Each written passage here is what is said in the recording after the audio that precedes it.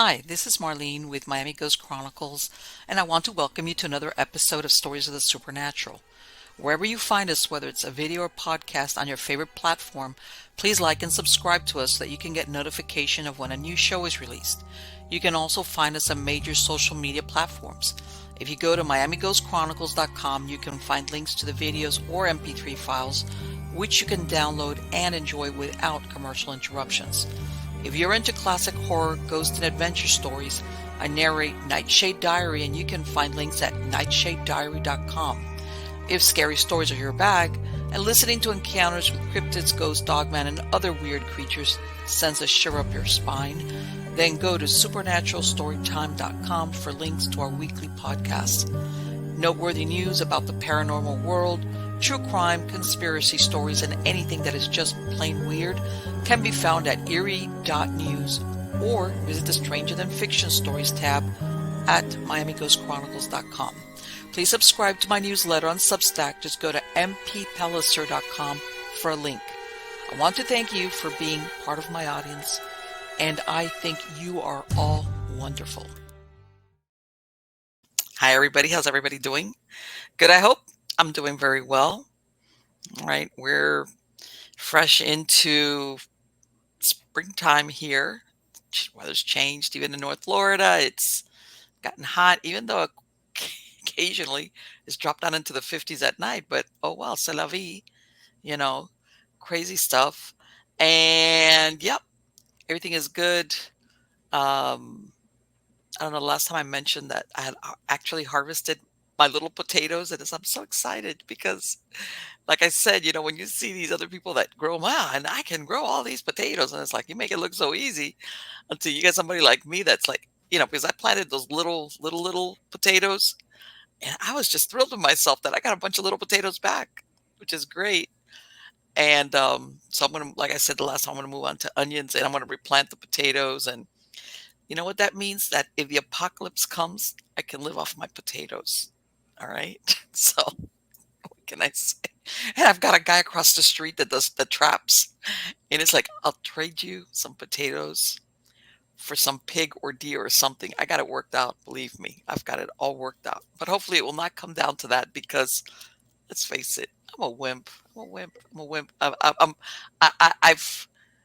a lot of people, these people that see these movies and they get all nostalgic for the olden times. Oh, back in the old West or medieval and all this. And I'm like, you know what? That's great when you're watching it from an air conditioned room, living like that. Nah, thanks, but no thanks. I'll pass. Anyway, let's get on to the good part. The good part has to do with who the guest is tonight. This is the first time this gentleman is on Stories of the Supernatural, and his name is Richard Valdes. Now, he, since childhood, has shown an interest in the supernatural. He has a Christian background and was exposed to religious studies, delving into demonic possession, exorcism, angels, and occult practices. Later in adulthood, he continued the studies in these subject matters through his pastor, Frank Marzullo. Now, he did read up on cases involving Ed and Lorraine Warren, John Zaffis, and especially the late and great Hans Holzer, which, as everybody knows, I have a special place in my heart for Hans because my first ghost books were from Hans Holzer. Um, he's been mentioned in the book Ghost Hunters of the South by Alan Brown, representing the state of Florida during his stint with Florida Ghost Team from 2004 to '05. And then he created a National Paranormal Society with two other colleagues. In April of 2005, he was mentioned again in a book, State by State, edited by Matt Weiland and Sean Wilsey, for an investigation involving the great state of Louisiana and the Ninth Ward, which was devastated by Hurricane Katrina. God, I bet there's a lot of stuff going on there from before and recent. The author's name of the contributing story was Joshua Clark. In 2015, he was given the honor from Bishop James Long and the United States Old Catholic Church to be recognized as one of three demonologists for his organization. His team, Paranormal Consulting Agencies, wish to continue to shed light into the unknown world of the paranormal in hopes of helping every client one at a time. Help me welcome him. How are you doing today, Rich? I'm doing great. Thank you for having me on the show, Marlene. On the contrary, it's my pleasure. Let me ask you, Rich, and I obviously you had an interest as a kid, but everybody sometimes, what you interest you as a kid, as you get older, they falls by the wayside. What happened with you? What happened with me was I was 15 years old. I thought I was having a dream where I was in my aunt's room. My aunt, little background, was had Down syndrome, and I was getting up from her bed, and I realized I was not the same height. She was way smaller than I was even then, and I walked to the doorway, and black faint, and I felt the sensation of falling. And then I woke up to the pounding on the door for my mother, and she was telling me, "You got to get up, Ricky, get up. Um, your aunt has had at that time 13 grand mal epileptic seizures. Oh, The ambulance was on the way. She couldn't open my door, but I'm 15 years old. I'd lock my door. I want of privacy. It course. is what it is. And I couldn't get up. I couldn't wake up. Couldn't move my body. And that scared me. I had a very shallow breathing. I remember that. When I finally came to, I put on pants, shirt, shoes, ran 5 blocks. And when I got there, I found my aunt exactly where I left her in what I thought was a dream, right at the doorway. Okay. And it wasn't, it was an OBE. But considering that I lived in a family that was very uh, evangelical, Mm-hmm. they decided to call that experience demonic. And I was like, BS, this is not demonic. I'm gonna start looking things up. I went to the library, which is just 3 blocks away from where I lived, and I started looking into books like ESP. That's where I actually found the term OBE, out of body experience, and it explained everything I had experienced. And I was like, oh, that's what that is. So this is not demonic. It's just that that's the answer they were going to give me. And that's what got me interested in the paranormal. Started watching In Search of with Leonard Nimoy, all that stuff. And I read the book, The Ghost Hunter by Hans Holzer. And it really got me interested. So that's how I got Right. started. And then the demonology was a calling, really, down the road. Right. So, in other words, that was a big wake up call in a sense when you have this, and at least you wanted to get an explanation for it one way or the other. Yeah. Right. And that's the thing when you're rational and you try to explain it to yourself and you're like, this doesn't add up. There's got to be Mm. something here that I'm missing. Yeah. And by the way, what happened to your aunt? Was she okay after that? My aunt, thankfully, she had, I believe, 3 or 4 more. So, 16, maybe 17 more. She was rushed to the hospital, but she Hmm. she was fine. She Okay. she suffered from it on a regular basis, All right. and she it's hard to believe she finally passed away 7 years ago, and Okay. we buried her on Valentine's Day. So Okay. Valentine's Day is not special for me anymore. No, I understand. I Yeah. understand. But in other words, considering everything, because that grand mal seizure, Oh yeah. that was many years ago. So yeah, that goes to show you. One thing I left out, and I didn't mean to, was actually when I got to her, and she Hmm. was exactly where I left her in what I thought was a dream at that time. Right. She looked right at me and slapped me, and I felt like it was her way of saying, "How dare you? You were in Right. in my head, looking out my eyes." And it didn't occur to me until a few days later, and uh, not getting the answers I needed for my family. You know, Right. yeah, Right. You didn't decide I'm not going to leave it at that. no, Of course, that's that great age of 15 when it's like, nah, I, got- I'm going to get my own answer. Sorry. that and Yeah. being Cuban, I'm very Of stubborn. course, of course. There's a rebellious thing. It's like, nah, Yeah. there's something here that's missing. You guys are missing. You're either not telling me something, or there's something here you don't know exactly what it is. It's not that they weren't telling me anything. It's just that that's what This they've been was programmed to sure, say. right. So, I couldn't really hold that against them. So I went outside of the norm in order to find my answers. So you go, and obviously, like what happened? Did you go into a paranormal group, or did something land in your lap? How did it happen that you kept working in that? I, you know, my dad, may he rest in peace, purchased Hmm. a Polaroid camera for me. This Okay, is the 80s. sure.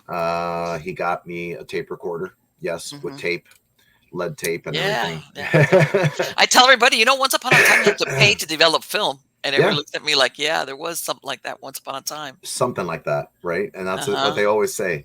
And I decided to take a few notes from many of the books that I was reading from the library and put it to use. I found a way to get myself to the Biltmore Hotel, which at that Okay. time in Coral Gables was boarded up and Yes, it abandoned. was. Yes, it was. I snuck in. You're one of those, huh? Yeah, I'm one of those. I snuck in with my tape recorder and my Polaroid. And back then, there was no EMF or anything like Right. that. Exactly. Uh, I went up to the 13th floor, not using the elevator. I had to literally go up the stairs. That was a trek. And uh, ran into a few homeless people that were actually in Oh, there there. was squatting in there? Yeah, there was a lot of Okay. squatting and it smelled like urine. And I bet. let's not go into that, but it was bad. Yeah. I got to the 13th floor because, you know, they said that the Sure. 13th floor is where Capone stayed. There was the presidential suite. There was a shootout there. There was Yeah, Fatty also, Arbuckle was really killed there, by the way. But yes, yeah, and but he the was, mafia stuff, the the people got, mafioso stuff was already yeah, there. yeah. The lobby was actually used as a makeshift morgue back in the day Right. during World War II. So Hmm. I couldn't really go in there because that was literally, I'm not kidding, lit up. You know, they had barrels lit up with Okay. fire and everything, trying to keep Oh warm. my Although, God, that they even had. Oh boy. oh yeah, Okay. yeah. So I get there, I did everything by the book, got no evidence, but I still continued. I went to Coral Castle. I went to all the different locations throughout the state of Florida on my Okay. own. And I did that for many, many years. And I did it on my own. And then one day it occurred to me, I want to know what it's like to investigate with a team. So I joined at that time, and I got to change that because I heard your intro for me. Um, I joined Florida Ghost Team, or at that time, South Florida Ghost Team 2003. Okay. And in 2005 is when I left and started my own team. But I wanted to know what it was like to work with a paranormal team, bring what I know Hmm. and learn from the people that were there. And bam, it just kept on going from that point on. So I've been doing the paranormal for 30, longer than demonology. So 38 years. And when it comes to demonology, it's been like 36. Okay. So that in itself has brought a lot of things, a lot of fascinating things to me. Sure. So let Yeah. me ask you, what happened? The reason why I know, because how did you go from a regular ghost hunt? I'm going to say, when I say regular dead people, how's that? To finding Human yourself spirits. Yeah. like with dealing with a non-human entity. Was it by accident, or did you already know ahead of time when you went on a case what was there? My first run in with something demonic, I was 11 years old, and it Oh. was in the church. And I remember going into Sunday school at that Mhm. time. They were having the service in, because they were building the church. So we were having service in a dance studio. As you know, dance studios have, I forget what they're called, those dance bars. Yes. They have one and then two. And some guy walked in off the street. We didn't know who he was. Sat down amidst everyone in the section where the adults would hear the sermon, and the kids were sent off to another room. And I kept, 15 minutes in, I start hearing this banging and screaming and hollering. I'm like, what the heck is going on? And I peeked outside and I see this small, unassuming 4'8" guy going through those dance bars like twigs, bam, bam, bam, and screaming. And the screams were not normal. It sounded like it was a chorus of Okay. voices screaming and saying whatever he was saying at the same time. Okay. Dropped to the floor, started convulsing, and the pastor, co-pastor, and the elders surrounded him and they started praying over him. It took 30 minutes. He snapped out of it. He didn't know where he was. And he said, I want to go home now. And he's like, but I don't know where home is. So one of the co-pastors asked, hey, can I look at your driver's license? We'll call the police and have you taken there. And he got him a meal, KFC. I remember that. Right. And sent him on his way. And from that point on, I kept asking the pastor, what happened? Why did he do that? Was he crazy or something? And he's like, no, he was Right. possessed. And when you Okay. tell it to an 11-year-old, Yeah. your way of thinking doesn't really process things. So Yeah. I started looking into it on my own. Okay. And I realized I had an inclination to really absorb and understand demonic, angelic, anything that had to do with that. And that in itself is, I had a passion for it. When Okay. I finally reached 18, Pastor Frank Marzullo, the same pastor, Hmm. offered, and he said, you have a calling for this. I want to train you to be a demonologist. I was like, what's a demonologist? So Okay. he finally explained that to me, and we started our studies. And up until my mid 20s, he passed away, and my training stopped. But I continued, Let me kept ask reading you, all the was books. and the reason why I asked this is I've spoken to people that they think of this thing of being a demonologist, like they get an idea of what they think it is, and then when they actually find themselves in the real moment, they're like, what am I doing here? You know, who told me that this was a good idea? In other words, the reality, sometimes I think Hollywood and stuff you make up in your Yeah, head yeah, is quite different from the reality of being in the presence of a yeah. demonic spirit. Have you, what happened with you did when you now as an adult, not as a kid, what happened? Did it confirm for you I'm doing the right thing, or did you have any doubt like I don't know about this? What happened? Well, no, it's never been. I don't know about this. It's why me? Ah, Um, okay. because it's a calling. You Right. know that you understand this and see more into this than other people do. The Mhm. studies that I've done have just not been biblical. It's been in every faith religion that you possibly think worldwide, Right. Okay. occult practices, and everything that you could possibly think of. It takes a long time to study. Sure. And it's funny you mention these people. I call them self-proclaimed demonologists. They're the Yes. ones that they say, okay, today I woke up, I'm going to be a demonologist. I'm like, Mhm. no, that's not how this works. Sorry. Sorry to burst your bubble. I have witnessed 3 liberations. I can't call them exorcisms because different faiths call them different things. Different things. Yes. I was trained to be a religious demonologist. And then after becoming a religious demonologist that was recognized by the second church that I joined, Mhm. I then started working with Bishop James Long back in 2010. By Okay. 2015, I had finished my training with him. It took 5 years, and Okay. let me tell you, it was intense. You know, uh, testing on the field and literally by computer, it was hard. So I laugh at these individuals that say, "Yeah, I'm a demonologist." Right. Why? And I always ask them, "What makes you a demonologist?" And I bet that some of them, dare I say it, have a coming to Jesus moment. Well, Oh, and they're coming to Jesus moment is me, because right. I asked them the right questions. Right. And I said, "So who trained you?" And they're like, "What do you mean who trained me?" Uh, who trained you? Right. Well, I just watched a few shows of Supernatural. So Sam and Dean Winchester trained you? From Supernatural. Um, well, I read this book. You read a Yes. book? So this makes you a demonologist? Yes. And they're like, what are you getting at? What church do you work with? What church are you affiliated with? What church actually, recognizes you and says, Right. yes, Rich Valdez is demonologist for the United States Old Catholic Church. I can Right. literally give them the phone number to Bishop James Long, and he would confirm that. I have a certification as well. Right. These people can't produce that. So when Sure. they get into it, what scares them is if they don't run into me first. What scares Okay. them is when they actually do come across something inhuman. Sure.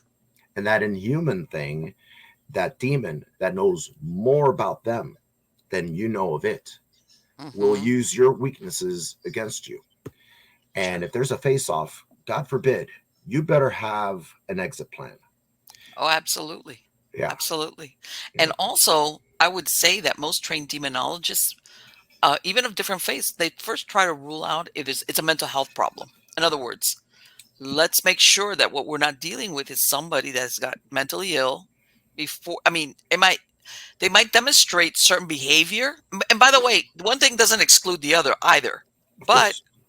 some people, really is just mental illness, and exercise. I mean, that's the worst thing you could do because this person really might need medical attention, drugs. Something to stabilize if they got in a chemical imbalance. But that's one of the things that you hear from most any person or persons that are doing demonology or exorcisms or deliverance is Yeah. make sure that this person it's not suffering from mental illness. It's a process of elimination, and unfortunately, those that are not formally trained like I am Hmm. do not know the protocols that the church goes by. Even back when I was with other churches, not like the old Catholic Church, they Right. had protocols. Sure. The first protocol was, of course, interviewing them and then setting up a mental evaluation with Hmm. a licensed professional mental Exactly. psychologist. And that is to rule out, as you stated earlier, mental illness. Yep. Now, does this mean that, oh, we found mental illness, so you're not possessed or you don't No. have an attachment or anything like No. that? No. No. No. No. On the contrary, they actually prefer to mess with the Yes. mentally ill. That's Yes. where they hide. So you kind of have to, once that is taken care of, that's where I Right. come in and I do the testing to see if there is something demonic with them. But, you know, that's where a lot of these self-proclaimed demonologists do not know. They don't have any formal training when it comes to testing. They don't know what to say, what to do, what to gather. I have a toolkit. In fact, I'll bring it up right here. Oh man, you're ready to go. Yeah, I've had this for a good 15 years. I got tired of Okay. carrying it around in a medical bag, and I said I need something that I can just stash, It's like, and okay. everything I need is in there. And Okay. when that person sees me walk in, or that demon, if there is one, sees me walk in, they're like, "Uh oh." Let me ask you something, Rich. Knowing what you describe about demonic spirits, Hmm. don't they kind of know ahead of the curve even before you arrive sometimes that you're on the way? Yes, I've had many cases where 2 weeks. Actually, Mhm. no. I'll use one that took me a month to get to. Okay. And I knew it was demonic right off the bat. Um, we had set things up. I knew what was going on already. We had already dealt with this family, and I knew it was demonic. So we Okay. set things up to go there. We do a little bit of paranormal investigating just to gather, Right. EVPs, electronic voice phenomenon, um, try to communicate, and then do a blessing of the house. Okay. Um, when the host of Mhm. this said demon got wind of this, that's what we were going to do because I have to communicate with her. That week that we were supposed, it was on a weekend that I was supposed to go. Just a day before, I ended up with having a bout with diverticulitis. There you go. Landed in the hospital Friday, Saturday, Sunday. Get out of the hospital. So I'm Mhm. like, okay, let's postpone this. So let's do this for next weekend. Next weekend comes around. Kidney stones. You're like, "Okay." I was like, I don't think somebody wants me going over It's there. like, "Oh, yeah, yeah, I'm getting the suspicion here." Yes. So I end up in the hospital again. I'm pumped full of pain meds. There's Right. no way. I was in and out, but there's no way I was going to still go. Yeah, yeah, yeah. I just wore it off. Sure. Yeah, I'm good. I can go. That was a good 3 hour drive. I wasn't going to risk my team and myself. Exactly. I said, oh, let's postpone it till next weekend. No, I ended up having another kidney stone and diverticulitis all at the same time. Went in on Thursday, got out on Monday. And I was like, okay, this whatever's with this person does not want me Mhm. going. Yeah. So we finally get a chance to go. My mistake was one of our team members was dealing with an abscessed tooth. So she looked like a hamster. Okay. We shouldn't have gone. Yes. because the moment we got there, I'd say 30 minutes in, and we're doing, EVPs and whatnot. And mind you, I do have kryptonite. My kryptonite is frogs. So the lady is going around opening the sliding glass doors, showing us the outside and everything. And a Boom. frog jumps in. I was on the counter. I was like, screw this. It, I ain't doing that, this. that, No, uh, no, I ain't cool with this. So, and like, that, that was the that's first great. 15 That's minutes. So great. imagine. I'm sorry. I mean, but that's great. It's like, yeah, this is now that you're here. Now I know it. It's like, okay, Oh, hell no. you I get the don't do frog. frogs. I do not do frogs. There's a story behind it. I'll I'm tell sure it to there you is. later. But yeah, let's just say that that's that was the final nail in my coffin, because I knew, because they Mhm. know your weaknesses. They know what Of you course they fear the do. most. They know how to manipulate your weaknesses, health wise, mentally, emotionally, everything. They know all the buttons to push. So when I noticed that my team member could barely talk and she was like Hmm. doing this and doing this, I'm like, okay, that's it, cut, we're done. Right. And we left. Besides, the other person we were supposed to help chose not to be there that evening. She said, I want to go to the clubs and party. I'm like, All right. all right, well, Okay.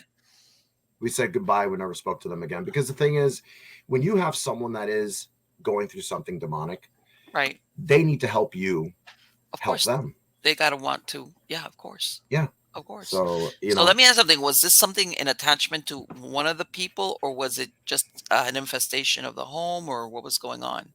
this person, and not giving out names, was Hmm. a paranormal investigator, Okay. but she was addicted to pain meds. Oh, what a And bad idea that is. yeah, back then, and still to this day, she would get those fake uh, prescriptions, a Yes. prescription that would give her like 200, 300 fill of, Yes. whatever She hooked pain up with med. some pill mill and that Yes. was supplying her. Okay. And that unfortunately led to her going to an investigation one day, and she was taken over.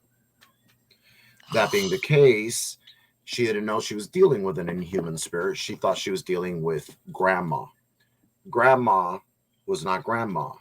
Grandma Okay. was, I'd say a low level demon, but it was still Right. enough to infiltrate her and open her up to a hierarchical demon. And that's what we were dealing with.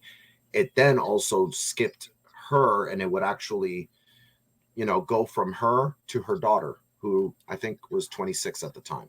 That's a bad thing. So yeah, that was like a tag team, and we weren't ready for it, because I should have pulled a plug the moment I found out that my team member was already in question, having that Sure. abscess, and having had Yeah. abscess before. That's That's always painful. and I've been doing paranormal investigations since the 90s. Hmm. And I worked with a research foundation through the state of Florida, and usually when they had cases down in South Florida, I would participate, and I worked with a lot of different groups. Is my point. That's one of the things I learned when I tell them, when you're sick or just even really tired, like exhausted, you become the weak link in that team. Yep. And chances are, if there's something there along those lines, malevolent, you're going to get targeted. You're going to get targeted. Agreed. Okay. Even if you're coming down with something or you're stressed out, you know how people sometimes bad things happen in your life. Not you're gonna. That's why I would tell everybody, when there was like teams and everything, like don't ever go. Or I myself, I wouldn't go if I was tired, coming down with something, get sick. Forget it, because people think that you're not going to get affected physically, but you do. You can. You can become Yeah. targeted that way. Your And defenses are down. this lady, she's suffering with an addiction. I'm surprised she hadn't gotten something before. To be honest with you. She, the daughter, eventually got taken over, because her mother, Oh, of course. which was she was living with her mom, Sure. was the one that brought this back from this case. Sure. And when you're in close proximity of someone else Yes. that is possessed, Yes. whatever's with that individual will start messing with Absolutely. other individuals. And something people seem to think, oh, a demon takes over and tries to take over you. Actually, one of the things I've noticed over the 30 somewhat years I've been doing demonology, Mhm. they don't attack you per se more than they attack the people you love around you to Right. weaken you. And I've True. seen this more than I have that physical, attack with the diverticulitis, the kidney stones, and then both at the Mhm. same time, and then the frickin' frog that came from the Yeah, like, what outside are the in. odds? What are the odds of that crap happening? But you know what? It did. But usually they attack mentally, emotionally, the people that are around you. I had a case years back where I didn't know, or at least I didn't see the signs at the time. Because sometimes when you get so used to doing just paranormal, paranormal, paranormal, Mhm. I didn't see the signs as a demonologist that this was demonic. Okay. Brought it back with me, Ooh. affected my wife, affected my kids. My kids were all of a sudden started fighting all day long.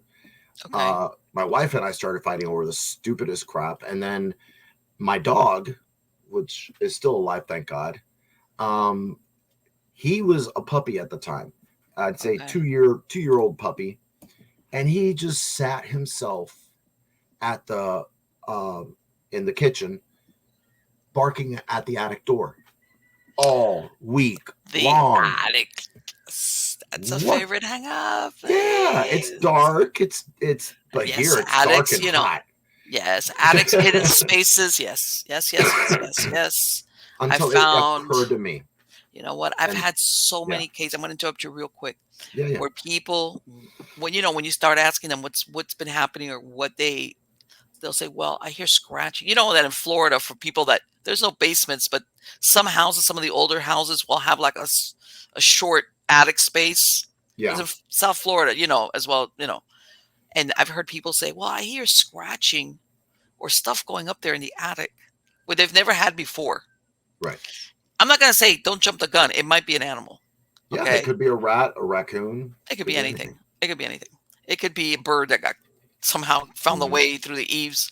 But that thing about when you said that thing that he's staring at the attic, I was like, oh, that right Barking, there, barking. That morning, noon, night, and then I right was there. like, That's your dead giveaway. It's like, oh, somebody's hanging out there. yeah, and literally, I was like, hold on a second. It occurred to me on the fifth day. I was like, oh, wait a minute. I know what to do. So I lit up my frankincense and myrrh. Mm-hmm. I did the blessing throughout the house, and within 15 minutes, Shazam, stopped. it's Everything gone. stopped. The kids started getting along.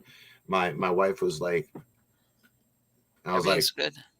okay, no Right? Yeah. problem. It's like, The yeah, dog went to exactly. bed. I That was was it. like, what The the dog, heck? no more barking at the attic.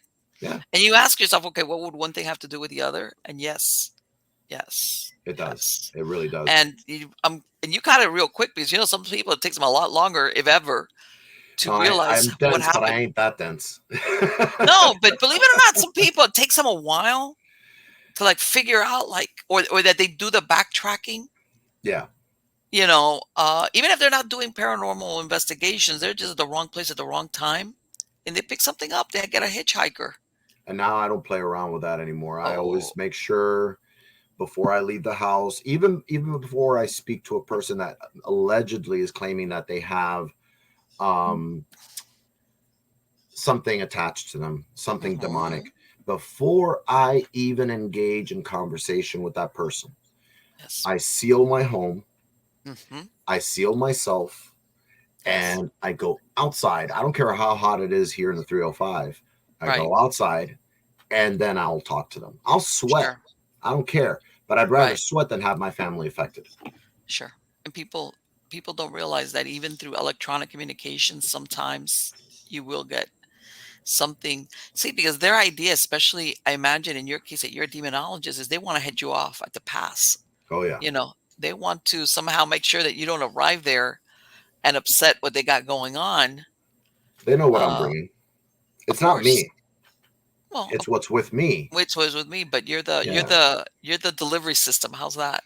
yeah. Let's not kill Right, but let me ask you, have you and I've heard of this. Have you ever gone on a paranormal investigation where at the beginning, yeah, you get I'm going to say regular dead people. When I mean dead people, I mean human, but then you realize somewhere in the middle of the investigation that you've got an extra one in the background that is not human, a human spirit? I've come across that way too often. They like Okay. to use the energy from the human spirits, so they keep them there Mm-hmm. and they use that energy plus the energy they get from the people that are living Sure. and their fear. They incite fear because that is one of the most potent energies next to love, which I strongly believe in. Love is the best, the strongest of all, but fear is a Okay. second, and it's a brother, sister, sibling situation. And when they incite that fear, not only in the living but the dead, Sure. they become more powerful. So they stick around because it's a food source. Sure. That's how it works for them. And sometimes I believe that even when paranormal investigators come, they just like push the dead people forward, like, yeah, these are culprits, and that's, I think, sometimes where paranormal groups will get a call back from the family and say, hey, and you're like, wait, and then you go back and you realize, nah, there was something here all along. Yeah, You that's know, usually how it works. that's really, really the big thing to worry about. Uh, and and also that thing about I've sometimes being at the wrong place at the wrong time will get you into trouble. As far as one time I went on a case where these people, they had moved in, well, they had come in from out of the country, from Australia, and they had rented this big nice property, big Hmm. house, big grounds. They started having all these things. It turns out later they found out that somebody had put like a curse and buried something on the property. Now, and the point I'm making is the original intent of whatever they did had nothing to do with his family, but from the moment they moved in there, they got the receiving end of it, Of course. and they had no idea, what was going on. And sometimes things like that, being at the wrong place at the wrong time, because you'll ask people like, where have you been doing, where, like trying to backtrack, and they're like, what, nothing, nothing. And then it's some things like that. You have to even be careful where you move as far as the place you choose to live.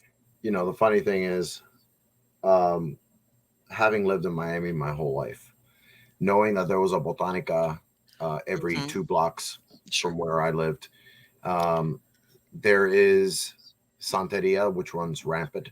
Yes. There's voodoo as well. Yes. Hmm. Um, and there are many different sects when it comes to Santeria. There's Baleros, which are the Yes. ones that actually do the bindings and they do the curses and whatnot. In Yeah, fact, it's like black magic. yes, my father, may rest in peace, was once a Balero back in the Okay. day.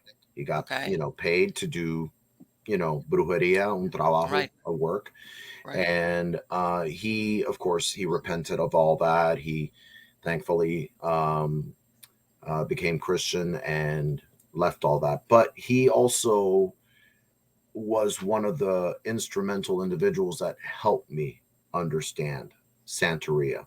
And Okay. I said it, you know, Right. gringo style, The Santeria. anglicized version of Yeah, Santeria. pero Santeria, which is Right. the Hmm. correct way to say it. Yeah. And I understand everything about it. I have nothing against the faith. Hmm. Um, but just like any faith out there, any religion, it has its good, it has its bad. Sure. And it's a matter of understanding. And I had this one case many years back. I want to say no, it was 1996. It was 1996. And I got this vision Hmm. that the reason this woman was in a coma was they had medical reasons, but there was no real reason for her to be in a coma. But there she was in a coma. And I'm here sitting in front of her visiting because it was a friend of mine's mother. And I got this flash image of like black clouds rolling in, but every time the flash of the thunder or the lightning would strike behind it, you would see eyes inside the clouds, and it was coming closer, but it was over her house. I described Oh. the house to her daughter, and she Okay. said, "That's my mom's house." And then all of a sudden, I got this other image where in the attic, there was half a coconut, Okay. something bound, Mm-hmm. and then it had some kind of liquid in it as well. And she said, "What, in my mom's house? Why would?" And I said, "I feel it's santeria. It's a trabajo, something that someone did on her." Right. And believe it or not, I was right. She went there. Okay. She went up in the attic and she found what I saw. And did they have any idea who did it? No, But let me tell you that somebody had to have gained access to the house somehow. there were the likely suspects, but they all swore up and down they didn't Oh, of do it. course. But once that was done, she came out of the coma and I she was got about rid to. of it. And then she was fine for 2 days. Then she fell asleep and she was sitting next to her and she remembers this clearly. And I remember her telling me, she said, "I'm here as you're praying over her," because I was doing a blessing over her. Okay. And she said, I could I don't know how you didn't see it because I had my eyes closed. But she said that behind her everything lit up. Her All right. face lit up. Okay. And she looked like she was being freed. Okay. Then I left that morning. She woke up just in time to see her mother. Her Okay. face lit up, but there was an angel behind her. Okay. And then she passed away. Okay. But All she right. passed away in peace, Right. and that's the most important thing. Of course. Of Yeah. course. And that well, I hope this lady realized that she had somebody gunning for her mom or the family or something because Well, I guess we'll never know. This oh no, was no, no, no. Of course nobody's ever, gonna say, "Hey, by the way, somehow or other I snuck into your house and went up into your attic because I knew you weren't gonna look there." and You it was know. right over her bed. Oh my okay, yeah, you know exactly who was yeah. And yeah, it Someone came was gunning for her for sure. Good yes. choice of words. Yes, yes. And that's incredible that you had that basically that vision that you're seeing, okay, this is not just a medical problem. No, There's something it, going on with it her. was a stroke at first, Right, right. and it happened in her bedroom as she was laying down. And you know what? And this is the thing, Rich. People, anybody can get sick. It's like, you can't say every time somebody gets sick or has something, you're going to say, this was a curse or something. No, The human condition is things happen to people. You get sick, you have a cold, you break a leg, you fall into a coma. Not everything, but every once in a while, you do run across that. And I think a lot of people sometimes, how can I say, they're dismissive of something like a curse. You know what I'm yes, saying? They kind of think it's like, oh, that's too hokey. Curse, come on, come on. That's like for superstitious people kind of deal. And and you yourself, you said you got it from your dad, which he wouldn't have lied to you. He would have told you the truth as far as, let me ask you, did he ever mention anything, which from what I understand, this sect of, Santeria, Palero is even darker, which is called the Bakwa, which hmm is, I heard that they're like on the beyond dark because yeah, they yeah. sometimes, uh, work with human sacrifice. Did you ever hear anything about that? They're very He secretive. I know that they're very he never got into that sect, but he okay. said that he was asked to join, but he was never Right. comfortable. So he Yes. stuck to the usual sacrifice of, chickens All or right. goats or anything like that. And he just never wanted to get into that. He said that no, there was something that kept telling me don't get into that. And it's a good thing he did it. But yes, I know what you speak of, and Right. yes, it's something that's very taboo, hush hush, and Yes, it is. It is. People don't realize that if you ever spill the beans about if you ever join it and you know who the members are and you open your mouth, they're gonna do away with you. Like, I know people that are santeros, right. and they've joined the different branches that have splintered Right. off, uh, but they don't talk about it. No, they don't. They don't. Yeah, People don't realize that. You know how you hear about the mafia that once you're in, you can never leave?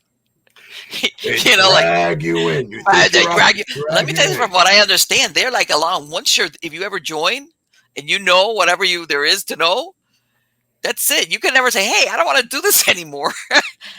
I've Yep. heard that that's it. If you're in, that's it. You're there for life, or if not, they shorten your life kind of deal. They're very secretive about They their fit membership and their practices. they Yep. fit you for cement boots, and you're swimming with fishes all of a sudden. Yeah, exactly. Exactly. Yeah. And again, getting back to the thing about the curses that a lot of, different practices, and I'm sure you've run across it.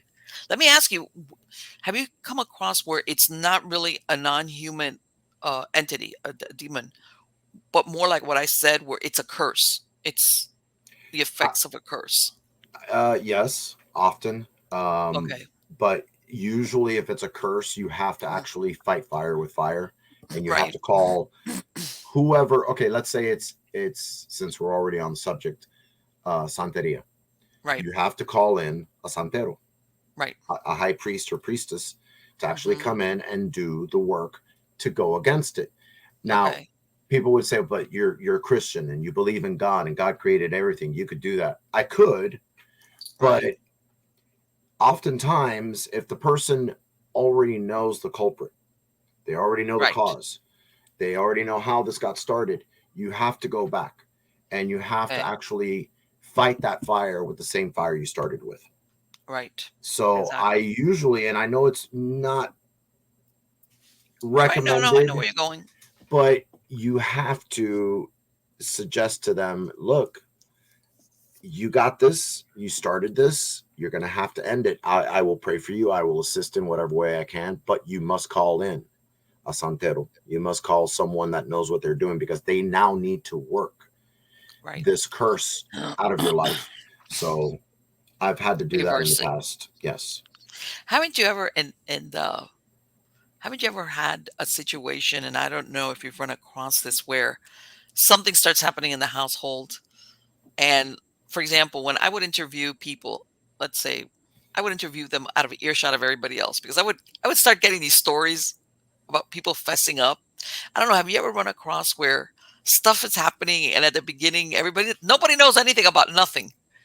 And then when you start talking to one of them by themselves, all of a sudden you start hearing either they were involved in occult practices or they were doing something, how they might have gotten where it's like, well, because I would tell them, look, tell me the truth. I'm here to help you. I'm not here to judge you. I'm not the morality police, but tell me the truth. And you'd hear sometimes these stories about, well, I was here, I was there, I did this, I did, I practiced that. Or, yeah, I would, it's this and this person, I'm going to curse you. And I was like, ah, really? That's interesting to know. And then have you ever run across that at the beginning, they're giving you one story And then and it then later changes. on, Yeah. I oftentimes, well, it's not that a lot of them have been like, well, the ones you're talking about, I right? kind of left out, Yes, I'm laughing because I know exactly what you mean. Like you all of a know, sudden, and I'm like, how could you leave out the fact that you were having sex with Satan? right? I Yeah, mean, come on. exactly. I mean, that's like something major. What did you Right. just happen to glance by that and go Yes. straight to? And then all this activity started. Right. Like, and I have no idea. I had no idea, but yeah, yeah, he looked so beautiful, and I'm like, Yes, oh, all this, and exactly. what ticks me off is really is all that time researching, investigating, and whatnot, and they leave that one. I'm not gonna say small, Yeah. huge, Right. Elephant in the room huge kind of thing. elephant in the room with a tutu dancing around, and what, Yeah. you expected no one to notice this at Right. all? Yeah. And I'm like, If because it's like they're almost afraid. I want to say that people are going to say, "Well, it's your fault," and it's like, okay, pointing fingers. It's like beyond this. If you ask for help at this point, it's like rather to get the truth, to get an idea of what we're dealing with versus everybody just like scratching their head, like, hey, why are you having nightmares or why is like you said things happening in the house. yeah.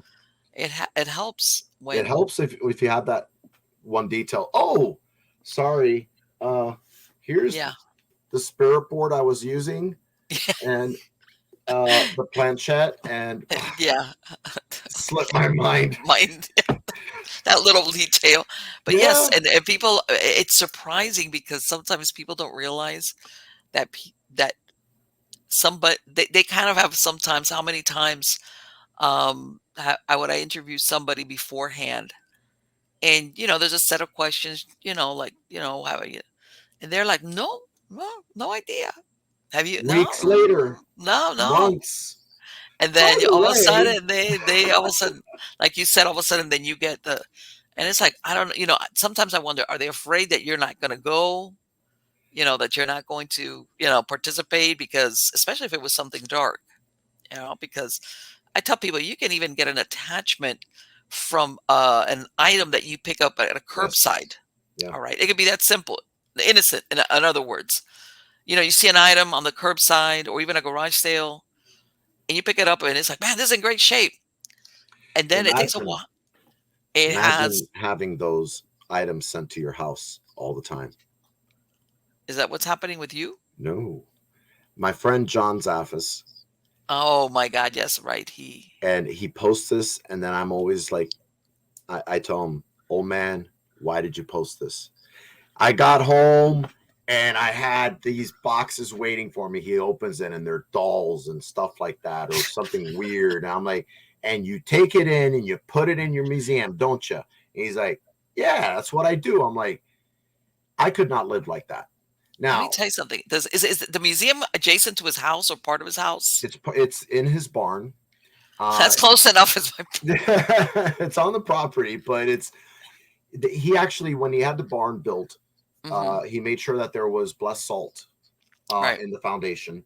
He had it Hmm. blessed by an actual priest, and Okay. everything that gets put in there, it's blessed, sealed, Okay. and put into the display. But before the barn was built, it used to be in his basement in his house. I'm like, Oh, he's and he said, brave. "Hey Richie, you can come and investigate. I'll lock you up in there." And I'm like, "Hey, I'm cool. I'll do it. I know what to expect." But I'm always thinking I couldn't do that. I not investigate, but I mean have these haunted items that have Right. attachments, even in human attachments, Right. anywhere near me at all. No, and that's like a concentrated. It's like take your pick. Yeah, To me pick your that'd be poison. like that would be too close for comfort. Absolutely Yeah, too I close for agree. comfort. I agree. Let me tell you. And sometimes I'm thinking, what happens eventually to these items? Because I know that I mean I've heard of people that they put them up on eBay and Oh yeah. and all these things, and then part of me, and the truth is, and this is the point, Rich, and I don't know if you've come across this. Everybody thinks, like you said, the creepy doll. Oh, that's or this or that. And sometimes it could be the simplest, most innocent looking item that could have an attachment. You can True. have an easy chair, okay, that man, it looks brand new, and they left it on the curbside. Oh, of course I'm going to take it. That's great. It could be anything. It does not have to be an antique. It doesn't have to be a creepy doll. It doesn't have to be a creepy painting or none of the things that you see now in Hollywood is like, oh, of course, it could be Well, anything. it's like Annabelle. Yes, right. Annabelle did not look like that. Annabelle was a No, Raggedy Ann doll, sure. and of course, leave it to Hollywood to make Annabelle look like this creepy doll that I would never have in my Right, house. like who's gonna buy that doll to begin? So I remember when that movie first came out, and everyone was like, I think my Annabelle doll is haunted because this and this happened. Right. I'm like, nah, you're an idiot.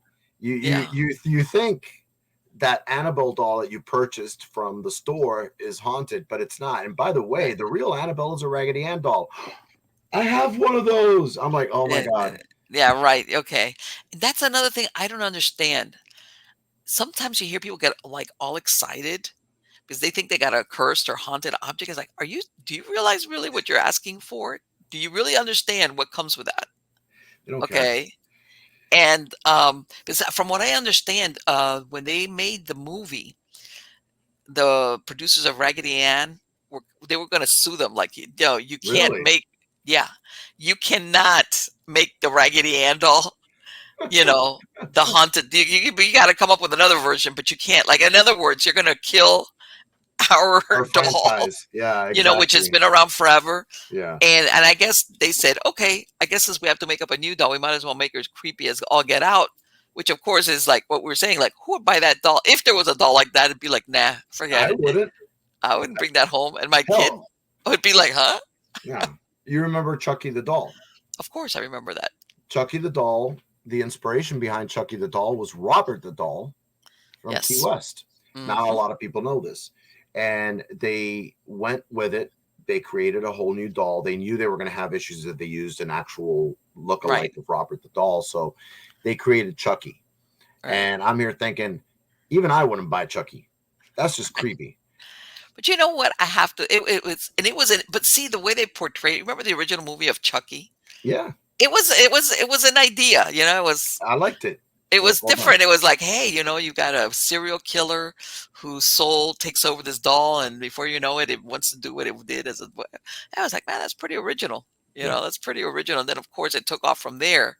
But yeah, I've seen Robert the doll. I've done investigations. As a matter of fact, at the Martello Tower, the museum in Key West, where it's housed Oh, part of the time. the East Martello Museum. Yes, I'm going to tell Yes. you something. You really want me to tell you there what's got stuff? And I don't know if they still have it. They have a display there because there, you know that there were sisters there that had a convent with a hospital. Yes. All right. And the time that I was there was a few years back. They had, those old wicker wheelchairs. They had that as, and they had that. And when I walked over there, it was like, holy crap, forget Robert Robert the the doll. doll. This display, this whole thing, because they did like a section where they had like pictures and memorabilia, and they had that wicker old time wheelchair, and I was like, holy crap, what? I was like, oh, I'm walking over there. I'm gonna just stay next to Robert over here. Who he was in his glass case. Is like, that over there. I'm telling you, sometimes what you least think of, and I couldn't tell you exactly what it was. I'm not saying it was the sisters, but let's face it, they've built one of the first hospitals out there. Um, the common in the hospitals. That's usually what these nuns did. They were either teachers and or nurses, so they Mhm. would build these hospitals out there. God knows what was there among all that bric-a-brac that they had in the display case. But yeah, We I didn't investigated it. know though that, huh? We investigated East Martello Museum back in 2004 And what did you find when I there? was with South Florida Ghost Team. We were locked up with Robert the doll all night long. Okay. Now, everything was fine Okay. until someone, not in our team, but people that we were training, decided to do a circle around Robert the doll to Oh, conjure Robert the doll. And why? the lead investigator and myself walked in on this guy, lighting incense and this and that. I call upon the four corners and blah blah blah, and we're like, What? "What are you doing?" Oh, I'm conjuring forth the spirit of Robert the doll. I'm like, why? I'm What is wrong telling with you. you? And that's when activity went crazy. Sure. Things started moving, noises, shadow people left and right.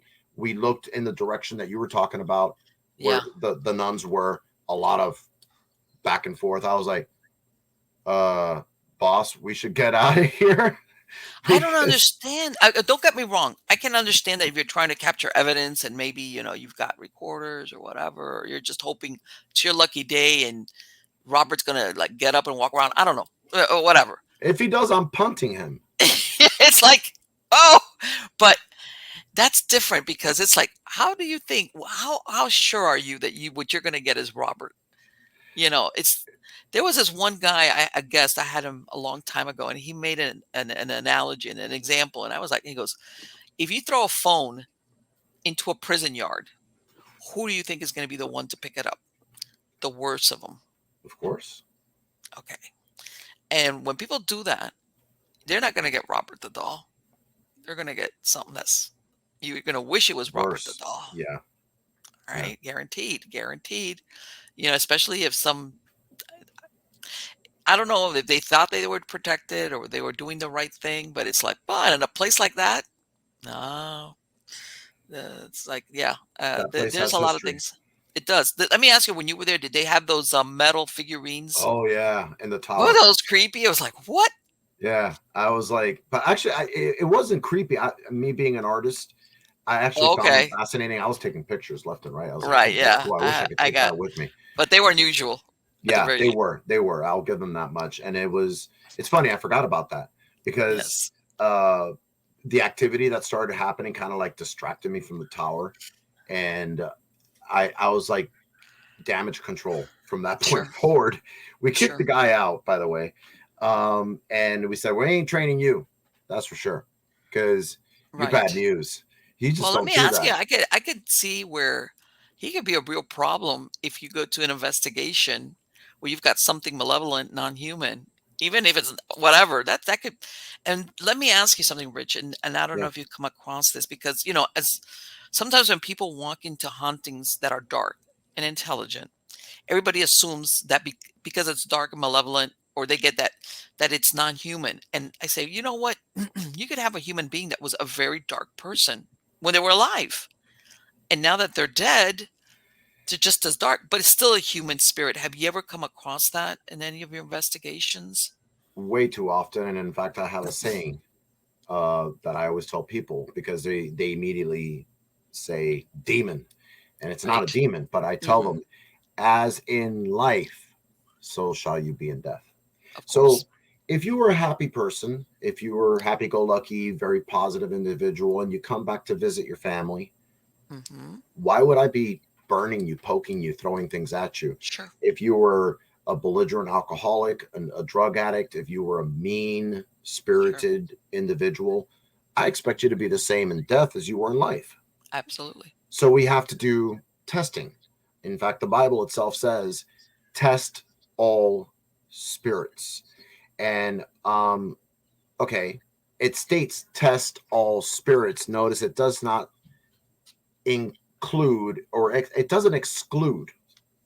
It Hmm. includes all spirits. So you have to think along the lines of, they knew what they were talking about. They knew that there were human spirits, there Right. were angelic spirits, demonic spirits, even nature spirits. Hmm. So you have to test them. And I've had a few cases that have involved nature spirits before too. Those Right. are interesting. They're always Yes. very fascinating. Elementals. Yes. Elementals are hard. I but you They're hard to figure out, but and better, it's never a good idea to mess with elementals. oh hell no, no. I've No. learned real quick. There's nothing you can do. There's no religious provocation, invocation you can do. Nope. You just have to learn what it is they want and then go from there and give Yes. it to them. And activity stops. Right. You hope. Yeah. You hope. It's really. I tell everybody, when it comes to elementals, okay, you don't you just act like, don't ever get their attention, because if once you get their attention, you're gonna wish you hadn't. God, Yeah. I tell people like, this is something where they don't mess. You don't mess with them, they don't mess with you. It's like, phew, everything is good. But and I'm gonna say, and I know there's people out there that are gonna say, "Oh, Marlene," I go, sometimes people do an invocation of nature spirits, and their intentions are good. You know what they say about the way to hell is paved with, right? Yeah. You have to be real careful with those nature spirits, because they don't have the same moral compass that humans have. They don't No. bargain. They don't No. bargain. They don't want, well, like, how everybody thinks, well, if I they don't bargain, they don't want your soul, nothing. But if you ever get one of them, it's like, good luck. They're Good luck. neither good or evil. They They're are not. They're not. neutral. They're They're neutral. neutral. Yes. So here's the thing, when you're dealing with an elemental, you have to realize they have their own set of rules. Yes. So let's say you started adding to your home Mm-hmm. and started constructing, and you can either wake something up spiritually in Yes. your home or the nature spirits because you just encouraged upon their property and tore up grass, tore up dirt, even a bush left or right. Mm-hmm. There's nothing. You can call in 5 bishops and 2 young and old priests. It Yes. ain't going to do jack. So what you have to understand is, okay, so if this is not working, and I remember uh, my mentor, Bishop Long, he said he had this case that had him perplexed.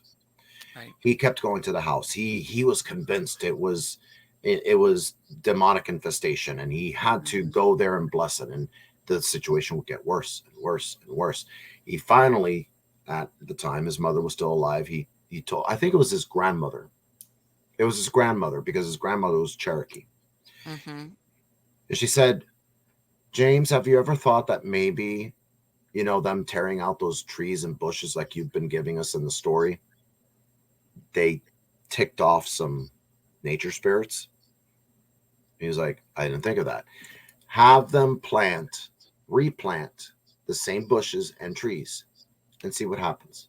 So he Mhm. recommended that to them after a week of going back and forth, back and forth. And the moment they did, activity stopped. You know where I ran across a lot of it, especially in South Florida, and you're gonna understand. You know how everybody out there wants to put in a well? Un Oh, pozo. yeah. Yep, that'll do it. Yeah. That'll do it. I That'll won't be do it. there because that's where frogs hide. Oh, well, that's right. But and the reason why I say this is that out in South Florida where people like to water their gardens, Yeah. you might have like a regular residential yard and a bunch of people put in like a well with a pump so that they can irrigate their gardens. That's a South Florida thing. I know in other areas people put wells in, but in South Florida you get water. You get water from like the city. But Yeah. everybody, especially Cubans, Oh, yeah. okay, Yeah. Yeah. that Yeah. want their fruit trees, okay, but they don't want to drive up their water bill, will So they put got in the, a well, a pozo. All yeah. right. They put a pump on it and then they They need their some aguacate and their they're mango. right, exactly. I get And it. of course, and I have run across where sometimes, not all the time, but sometimes that well digging has has been a problem for them. Has been a It's problem. always a problem because there's frog demons in there. Oh yes, and I'm sure they call you in. Oh, it's a frog demon. I'm Get like, Rich on the line right now, right now. peace This is a out. specialty. He specializes in this. Yeah, You no. know, they Don't listen say to Marlene. Nah. that's like, yeah, all of a sudden all the cases you get, there's a frog stuff going on. Oh, But hell yeah, no. the sometimes, like, my point is that it doesn't have to be um the intentions, I say, sometimes are coincidental, Yeah. but sometimes things happen, and it's usually, I want to say though that the problem comes in when people, not like that, like an accident, like with the bushes or the well or stuff like that. I'm talking people that actually think that they're going to start invocations against these type of elemental spirits and that they're going to be in control. And it's like, you're out of your mind. You are out of your mind. There. Like, How do you when you are drilling down hmm, and you're dealing with an elemental that deals with water? right, Do you realize how difficult it is to calm that down? right, exactly, You're going to have to cement the well over. You wasted all these thousands of dollars right, to do this, and all for what? Because I would rather lead a peaceful life than to have sure, to, wonder what the heck does this elemental have planned for me today? right. Well, and sometimes there's, and some people will say, well, what do you do? Sometimes you could ask permission. Say, I'm going to open this well, and all I want to do is I want to water the plants to make Yeah. it beautiful. No harm. Like something as simple as that, and you don't have a problem. And I've even run across it where, of course, we're talking smaller properties where the well and the motor is real close to, let's say, the wall or the side yard. God, wouldn't you know it that room, it becomes Yeah. the center, and you're thinking, what is it about this room? Like, what's going on with this one room? Take a walk around and, oh, there it is. Yeah. There you go. But yeah, sometimes a lot of these things have different sources. Um, Now let me ask you, when somebody at this point, do you have, what is it? Do you have a team that goes in first to determine if it's a regular haunting, and then they back out if they realize it's like an inhuman spirit, or how before it comes to you? How's that? Well, if you're speaking of the Paranormal Clergy Institute, Right. yes, we have teams throughout the United States. Not, I wish we had a team in every state, but unfortunately, we don't. And if a case comes to my attention Right. via email, I will try to find someone or a team that is already affiliated with us and is willing to go out and investigate. That's all we really need. Okay. Gather evidence, Mm-hmm. EVPs, EMF fluctuations, all that stuff, and video, get it back to me. and I will go over the evidence. I will send it to clergy. If I feel this may not be human, I Okay. then confer with the clergy, and we discuss, and they're the ones that decide whether it's human or inhuman. I will give them my recommendation, and that's all I can do. It's Sure. really up to them to decide whether they should involve themselves. All right. Let me ask you, since you've been doing this for so long, do you agree? Because I've listened to interviews with other like Roman Catholic priests Hmm. where they cite an uptick in cases of actual, not people saying that they've actually find that they are demonically possessed. Have you Hmm. also noticed an uptick in numbers? Uh, yes and no. The Okay. validity of whether it's demonic or not is really so obscure, Hmm. because so many people now, and you have to think about this logically, Right. would rather call something demonic before, Mhm. you know, using rationale or Sure. common sense and saying, well, maybe it's something else. The cases I've had in the past where a person literally behind their wall to their bedroom, and where the head of their bed was the power box. Do Okay. you realize how much EMF that gives off? And people don't realize what high EMF readings will do. It can kill you. Yes, It's make you EMF hallucinate. radiation. It'll give you feelings of being looked, persecution. It'll give you Yes. everything. Yeah. Yeah. The even alarm clock, and I've made sure even to this very day, the alarm clock I have is across from me. I Hmm. used to be over my head, and I said, "Oh hell no!"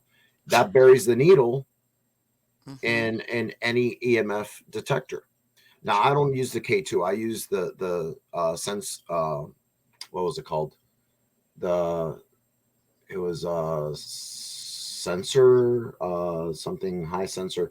I forget what it's called, but it was one Hmm. of the original ones that actually had an extension cord, Yes. and I prefer using that one because that one's more accurate than the others.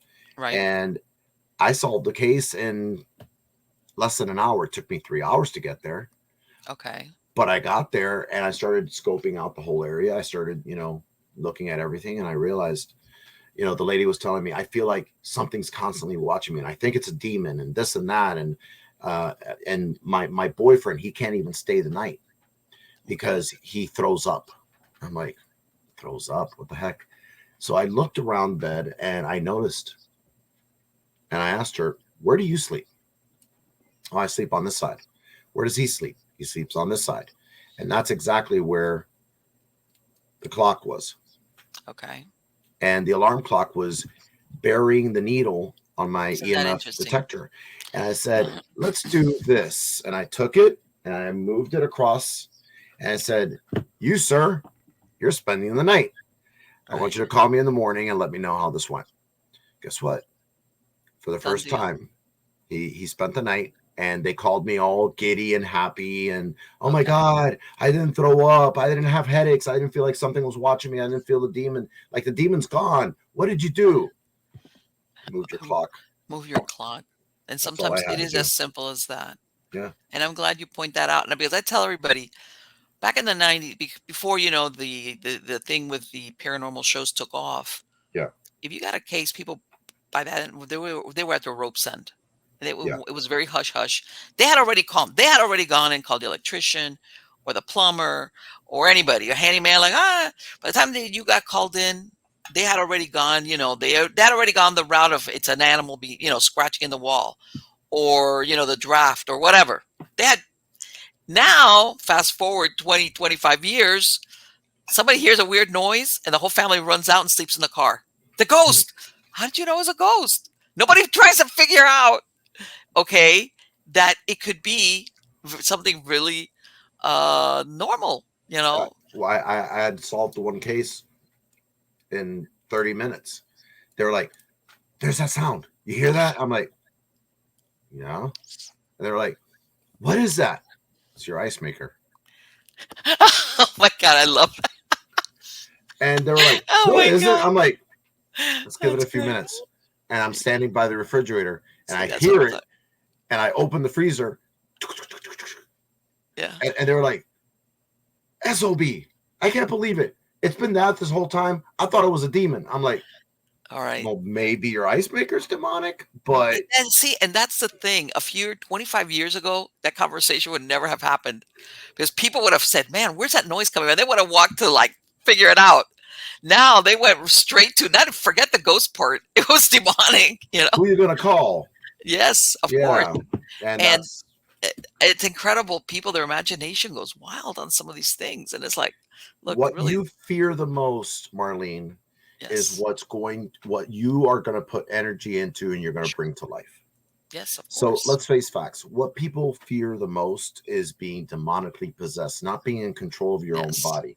They're yes. afraid because of all the movies that have Oh, depicted sure, the demons. And yes, they are horrible, horrible creatures and inhuman. But let's face the reality. The reality is that you are more likely to be struck by lightning than to actually come across a demon. sure. That's the truth. And then and even the possession, they say it the possession as far as like the possession, that's very rare. They may want to, some people think that it's a common thing, but it's not. It's a rare No, thing. it's very rare. Uh, and I want to say about the only thing, and I've heard of it, is the people what they call the perfectly possessed, Oh which yes, are the perfect ones that possessions. willingly, like, Yes, you know, the demon didn't have to like take them over. They were like, sure, come you can right be my in. wingman. Yeah, Sure. What do you need? I, Yeah. I had one case like that. I'd say it happened around 2010 and into 2011. And Hmm. I then it occurred to me because I was getting warned by all these teams. I'm like, yo, don't go out there. I'm like, why? Okay. What's going on? I started reading, and I'm not kidding when I say I read at least 15, and more came in after because word got out that Right. National Paranormal Society was going to go and investigate this lady's house. Well, Okay. I started, noticing a pattern with her. All right. This woman was investigating her own home. She was communicating with whatever she thought was there. She was a big paranormal, show fan, Uh-huh. and she unknowingly opened the door to Okay. something big bad to come into her home and Mhm. into her. So the person that had actually put me on that case was Right. John Zaffis. You Okay. don't say no to the godfather of the paranormal. It Sure. just So don't work. So he said, Richie, I need you to go check it out. This lady keeps bothering me. She was even calling someone that was all the way in Connecticut, for God's sakes. okay. But John is well known in the paranormal field. And he said, could you go out and check it out? And this is the first case I ever took on for John. And he knew I was a trained demonologist. And he said, go do this. We went. That was, look, one of the worst cases I've ever had. And the reason is it occurred to me Mhm. as we left and the car started giving us issues. Our GPS had us turned around going to Tampa when we were supposed to be heading to Miami. I was like, what the hell's going on here? Okay. Well, long story short, this woman who had agreed on video to get rid of all 550 EVPs that she Oh, had communicating with what it was in her house and in her and gave it to us, and she even said, I hereby give National Paranormal Society the right to own this. She even signed a piece of paper waiver and right. everything. We took it, we threw it away when we got to Miami. Right.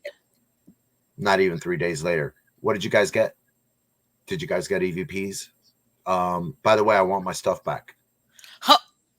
Late. Too late, lady. Wait, what? And mind you, the funny thing is when she spoke, and it actually ticked off my tech because she heard it. I heard it first. I went in with my case manager and she showed us around the house. And when I came back, because I didn't want my medium to be exposed to any of the information, Right. the medium and my tech, they were taking all of our stuff out because it was going to be a 3-day investigation. And my medium saw my face and he was taking things out. He was like, oh hell no, we're going back to Miami. Yeah. He's like, he already knew. what I heard, no, what I heard as she was talking was a medley of at least 15 voices talking Oh, behind her. So she'd be saying something like, I'll give you an example. So this is where we have the activity, but as she was saying, this is where we had this activity. You'd hear in unison with and you're her like, oh boy. voice. I was like, I looked at my case manager, and my case manager was like, what the? And we were like, okay, well, thank you for the tour. And we come downstairs. My medium sees the look on my face, and he's like, we're going back to Miami. Is that what's Right. Yeah. happening? Because I don't like the look on your face. I'm like, and he's Puerto Rican. So right Right. And now, he, and me being Cuban, I'm like, oye, okay, when you go in there, okay, you're gonna. It's like, I want you to just listen. I don't want you to look. Just listen. And you know, my tech went in there and she came out. mhm. She was like, "What the hell was that?" They So had what? Let never me ask you dealt with something. Was it something just in demonic. one room that you could hear those voices, or No, it was was with her. with her wherever she She went? was possessed. John at the Oh, time didn't have all the information. okay. He thought she was in So you call up oppression. John. Hey, John. By the way, that lady. Guess what? I did actually. I called him over. I was like, "You must really hate us." He's like, "No, I know you can handle this. Come on, Richie, you can handle this." I'm like, "You hate us, don't you?" Because I'm sorry, she's not in the oppression stage. This woman is in possession stage. It was only, I'd say, a week or two later that I started realizing it was perfect possession. Okay. She didn't want this gone. We got rid of it. We called Clergy in and Okay. got rid of it, but All she right. welcomed it back. Oh, I was gonna say forget it. If it's perfect possession, that's a waste of time. It's a waste of time. And that's when John told me, and he said, Richie, get your team and yourself out of there. Never go back again. And, who am I to say no to the boss? So, Well, you know what? And this is the thing that people, because we're geared to, how you see these movies about possession, how this person basically is taken over like against their will, or yeah, like I said, wrong place, wrong time. And sometimes it's hard for people to realize that there's people that are perfectly possessed. It's like, you don't have to take me over. I'm there. Whatever you want, I'll do it.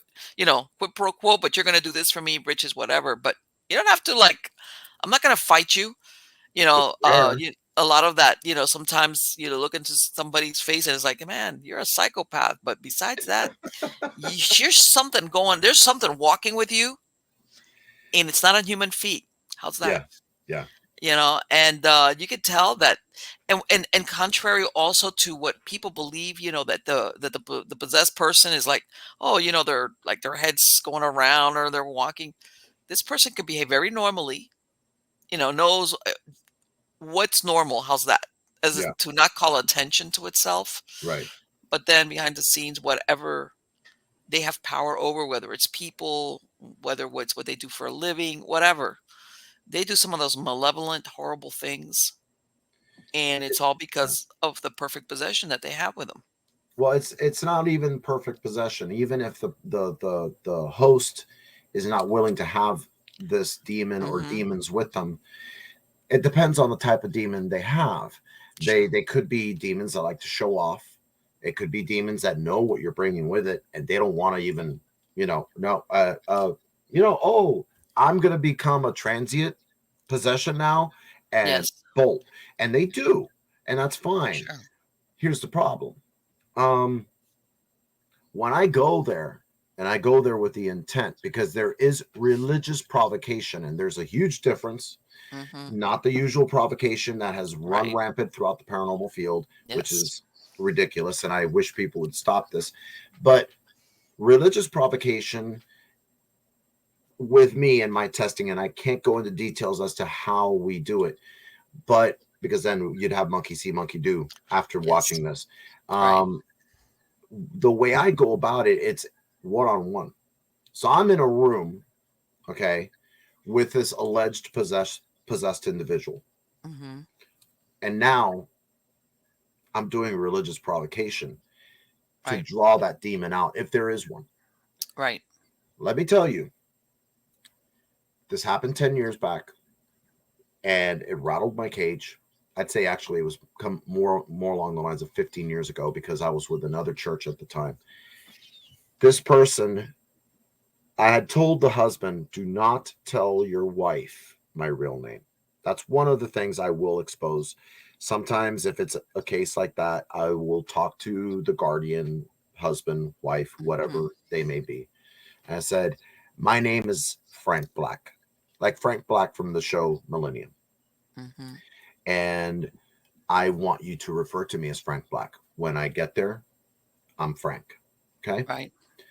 But it's a trick. It's mind games. It's psychological warfare. You have to have the, edge going in. I walk in, I walk, this is literally a scene from The Exorcist. I Okay. parked this was somewhere in Ocala. There was the only house on that road, and it was like cornfields and God knows what all around. Okay. Beautiful house. And the GPS led me right to the house. I parked it, and I grabbed, good old briefcase, and walked up to the gate. They had a white picket fence. Not kidding. Okay. And as I walked to the gate, I noticed the second floor, there's someone sitting by the window. And I look up. The only thing I wasn't doing was wearing a fedora. And that image just got up and walked away from the window as I walked through the gate. And I was like, this was a Okay. scene out of The Exorcist. It's like, all right. Okay. Get to the door, knock on it. And he was about to say Rich. And I was like, and I went like that. And he's like, Frank, great to see you. Thank you for coming, this and that. Let me take you upstairs so I can introduce you to my wife. Now, this demon wasn't playing around. Okay. The moment he opened the door and walked in, and he introduced me, and I put my briefcase down on the table, because there was apparently two chairs and a table by Okay. that window that she was at, which was their bedroom. Okay. And I said, hello, so and so. I can't say her name. And I introduced myself. But one of the things I always recommend, even to those that I train through the church to be demonologists, never look anyone that is allegedly possessed in the eye. Right. Never do it. I looked around their eyes. I can Right. do that. And I introduced myself as Frank, and this and that. And then, not her, but what was with her said, oh, we all know that's not your real name, Rich. Oh. And you're like, here we go. I was Forget it. like, Cut to excuse the me? chase. Yeah. I didn't say that, but I was like, I kept my poker face, and I pretty much said, inside I was, what did you Yeah. just say? But Yeah. outside I was like, no, actually my name is Frank. And she's like, if you say so, Mr. Valdes. And I was like, okay. So I open everything up, start taking everything out that I need to. She passed with flying colors. Yeah, I was gonna say that right there. It was like, No, man, she was possessed. I bet that Big that time. we thing we they're referring as in the plural, like more than one. Exactly. And that's, I couldn't get out of there quick enough. I was a test that usually takes 30 minutes tops. Okay. Took me 45, because I had Okay. to regain my composure. And I'll never forget what that demon, or demons plural, said. They said, Hmm. we know we'll see you again, Mr. Valdes. And I was like, well, I don't know why you keep insisting Valdez. I don't know where that name came from. Oh, so you're a liar. Here we go. I was like, no. But okay, well, thank you for your time. Thank you very much. Oh, be careful with that sore. I was like, sore. And I didn't think of it. I had this, I'm diabetic type 2, Right. and I had a sore, and it Okay. was actually flaring up just a few days before I got there. It flared up even more when I left. Because in that moment, even you didn't think about that. No.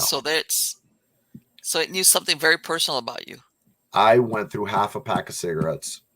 I stopped on the side of the road with, God knows, all these corn, stalks everywhere. And I used my phone and I called the pastor I was working under and I said, "You better get yourselves out here now." I used much more colorful words I than bet. that. And I said, like yesterday, because this chick is capital P possessed and no. And I'm just gonna Let like, me ask you, did they know the origins of what happened? What that happened to her? you know, after I did that case and I had already done research, there was speculation that Mhm. it could have been Ouija board, tarot cards, it Okay. could have been pendulums, and I was like, no, it just doesn't add up. This is something Right. she did when she was a kid. We're talking about a 38-year-old woman. Yeah. Uh-huh. It just doesn't add up. Why now? Sure. Now they people will say that that is, they have their own time to attack, and Yes. that's fine. I get it, but it just doesn't add up. Come to find out, months later of them Mhm. visiting this family, Yes. she was involved in a black mass ritual. There we go. Yeah, That's the ticket right there. Oh blood yeah. was shed from her palm, But that is so and if you're talking blood sacrifice, yeah, anything you need to feed with blood, oh, that's we're bad. talking very, very dark. So that blood ritual tied her to a familiar, which she had no idea. And I'd say she was 38. This happened when she was 26. So 12 years later, Yeah. it Yeah. decided they're at their happiest. And this is usually a pattern. Yeah. And I've noticed this with demonic anything. Mhm. It's when you're at your happiest. Right. Life is great, beautiful house. The Yes. husband had gotten a raise. She didn't have to leave the house. She was living it up. She was being, you know, a Just happy. housewife and taking care of the kids. And all of a sudden, just like that, That's it. that's all it Everything took. went And we're like, downhill. "Oh, you're happy now? Okay." Uh, Whack. And that's when Yes. whack-a-mole Yes. started. And that's exactly what you point out because again, I'm going to revert to Hollywood as an example. Everybody thinks that everything happens right after. Oh, you Boom. went to the No. and then the next week, no, sometimes it'll take years when they decide to take you up on that invite. Yeah, And then surprise. exactly. And this is yeah. I remember one time I heard this story. There's a gentleman, his name is Dr. Gallagher and he's older now, but for many years he served as a psychiatrist for the Catholic Church to determine if people were possessed. And he described he had at the beginning, he was a very science-based guy, Right. and how they convinced him was, hey, all we want to do is determine if this person uh psychiatric help is really what they need. But fast forward and later on he became a believer. How's that? He kept doing that, but he says, and he was describing there was this one case where they had this woman who apparently had belonged to a coven Mm, and I guess she had decided to get out of it, one of those deals. And the church asked him, look, work with her and let's find out if she, is she got a psychiatric problem? Is her thing, she was a victim of ritual abuse, whatever, find out before we go forward. hmm And they said that he had two colleagues that were working with her. Like, in other words, they said, let's treat her for 6 months, like Right. traditional therapy kind of deal. Right. And they said at the end of 6 months, they said, look, we're not making headway with her. This is not working, blah, blah, blah, blah. After they back out and they're like, yeah, they compare notes. These guys were both trained psychiatrists, psychologists. I'm not sure what they were, hmm but they both compared notes but they didn't tell this to each other while the case was ongoing. They talked about it afterwards. Sounds familiar. I don't know why. That I've read so when many case files. they what was happening is while they're treating her, okay, they both started experiencing weird things at the house, like you know noises, stuff falling, and they were suffering these horrific headaches, hmm horrific, bad, like stuff. Not like I have a headache. It was something that they recognized this is not the norm. Okay, and then they would have like it was like a poltergeist kind of feeling, but it was like weird stuff going on in the house and these really really bad headaches. Once they stopped treating her, all of that stopped. And they kept thinking they were the only ones having this experience. It was only after the fact that they compared notes and they said we were both, and that's what they were like kind of wigged out, because if you want to look at it only from a scientific point of view, how are these two people, okay, that treating this person who might be possessed supposedly, but you're going on the premise that she's not, having these identical experiences, if it's not because there was something supernatural or preternatural attached to her. It's funny you mentioned this, and there was a case file that I was reading Hmm. that involved something very similar to this. There were medical doctors involved. There was a psychiatrist, psychologist involved, Right. and the priest and a bishop. Yeah, I know it sounds like the lead into a really bad joke. They walk into a house or a bar, but okay. Right. Um, they all were experiencing different phenomenon when they got Right. home. Okay. And one day, after weeks of dealing with this one possession, because they were trying to catalog everything, Right. scientifically, medically, and also religiously, the demon decided to get cocky, and literally when they were all in the room with this individual, with this demon, said, "How's your wife feeling? I know she had a spill the other night. How's this?" And literally started naming all the things that had been going wrong in their life. And they all Hmm. stood there with their jaws dropped to the floor, going, Right. "What in the?" Yes. And this was nothing because they, they never were never around her. Right. This was a part of the church that was like a house that was off to the church, that they had someone praying over her day, night, day, Right. and on. They would step outside, they would go even to the street, they wouldn't even discuss what was going on while they were there. And very much like what you just said, they then realized, holy crap, this and this and this has been happening.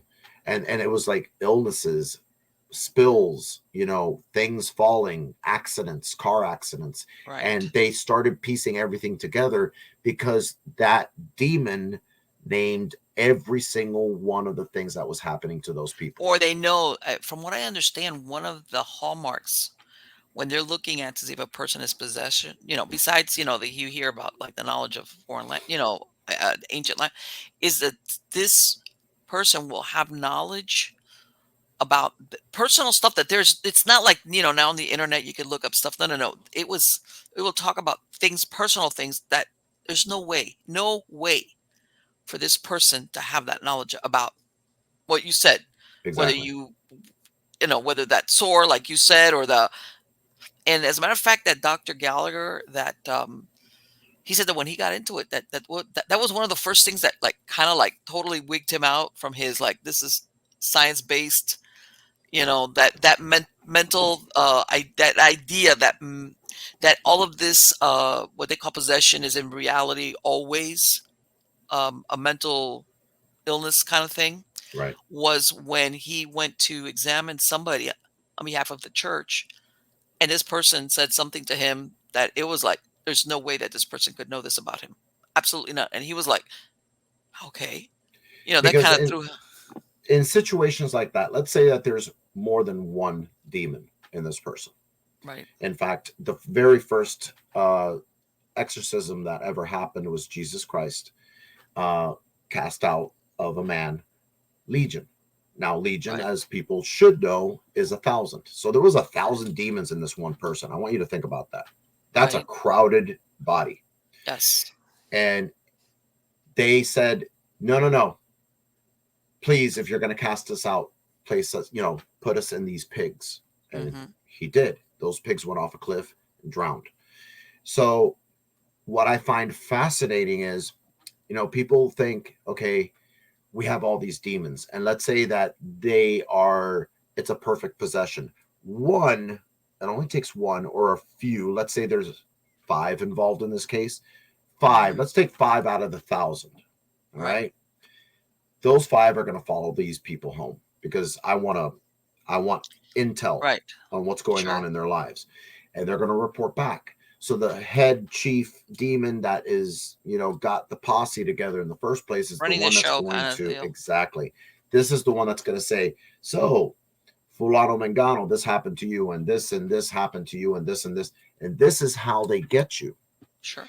They are hoping that, not praying, but they're hoping Hmm. that when they do say that to you, that fear, that emotion you feel Yeah, of course. is enough to lower your defenses. They can get into you. Or at the very least, just say, ah, I'm out of here right now. Because it's, how can I say, if everything else is subjective, but when somebody tells you something about intimate about yourself that there is no way Nobody they else know it, knows. Exactly. that will shake you very Yes. thoroughly. All right. Very much so. And then talk about fear, that'll do it right there. And that's how this woman 15 years back rattled my cage. Hmm. She knew my name. Right.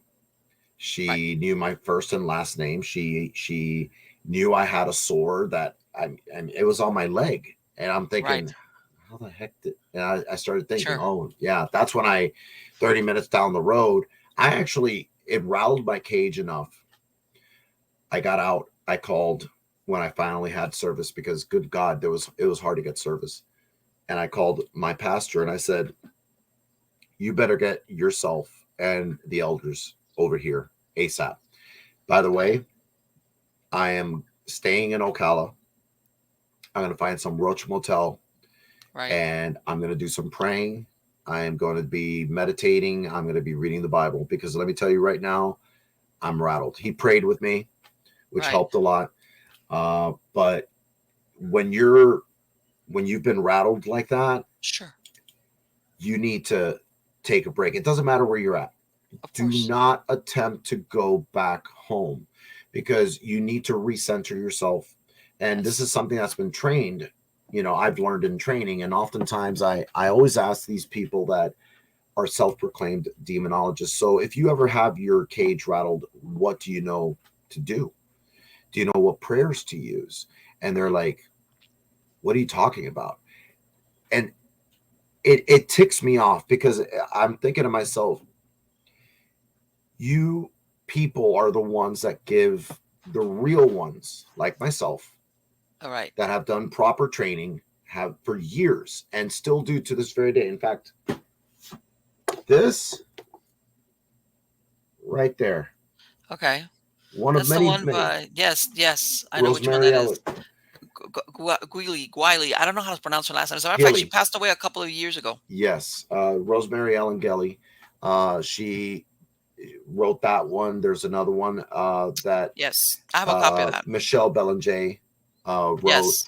and I collect all these books, but I'm Hmm. also one that I'm looking to actually collect. There's a series of 6 demonology books, or demon books, books Hmm. on demons, that is only used by the Roman Catholic Church. But to find the actual real hardbacks, it's hard to Hmm. find. In fact, I Sure. think you can find one through 1, 2, 3, 4. 5 is always missing, and 6 is always available. 5 is always missing, and I've looked for it on eBay. I've looked for it in bookstores. I've looked for it everywhere. It's hard to find. So until I can actually find those books, and I'm always seeking out books. Well, you Knowledge know is what? really I'm going to tell you the story because I wrote an article on it, and when I read it, it was like, man, there's a doctor. He already passed away, by the way. John okay. Patterson. During the 50s, he used to work. Oh, Marlene, Massachusetts or New Hampshire, one of those Okay. states. He was always involved in working with hospitals, sanitariums, blah blah blah blah. Fast forward into the 60s, and he decided to do a book on case studies where he believed that a lot of these cases were tied into demonic possession. All Mm-hmm. right, and this talk about having case studies. This man really had a lot of case studies. Back in coming to the 70s, he's ready to publish this book. All right, and he talks about in the article where he started shopping around. Remember, this early 70s, you remember, is when Rosemary's Baby came out, The Exorcist, The Omen, blah, blah, blah, blah.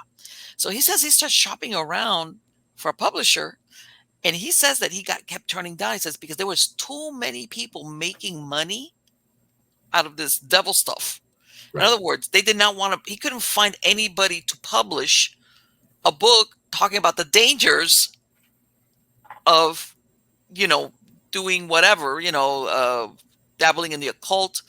And remember, this is a guy who's a doctor. So he was going to use case studies, Hmm. he says, of people. In other words, not, well, I observed, it was based on fact. In other words, it was a good source where people would read this and go, man. Finally, he found somebody was going to publish the books. He was going to do like 5 or 6 volumes. All right. I found the article where, when an author does like a kickoff, like, hey, I'm going to be releasing these books, and there's going to be one of 6 books, I think it was. Yes. All right. Guess what? I cannot find those books anywhere. I wonder Not if for it's the love or same money. one. Was this in the 60s? 65? 61, 65. Dr. Earl Patterson. Here we go. I've still kept his stuff because, to me, it's like, if I, let's put it this way, I'm pretty good about finding books, old books, even out of print books. That's like my specialty.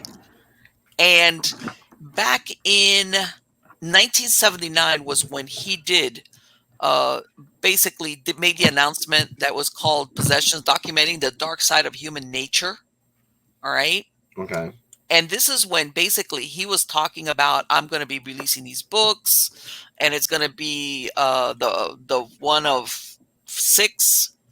All right. And then he had found a publisher. He talks about in a prior article how he couldn't find anybody to publish it. And then it's like it disappeared. The books disappeared. References. I mean, I've tried to, ISBN, uh, the obviously the author's name, any type of reference to any of the articles, because he was going to break it down, the 6 volumes, into different things. I can't find it. I can't find it anywhere. Dr. Earl Patterson. I sent that to my producer and manager Meh. to look it up. Tell Um, tell her I because will. I believe me. And I'm pretty. Like I said, I'm pretty good at finding stuff, even if it's out of print. That I'll say like, hey, you know what? There's one copy and it's $400. I couldn't find anything.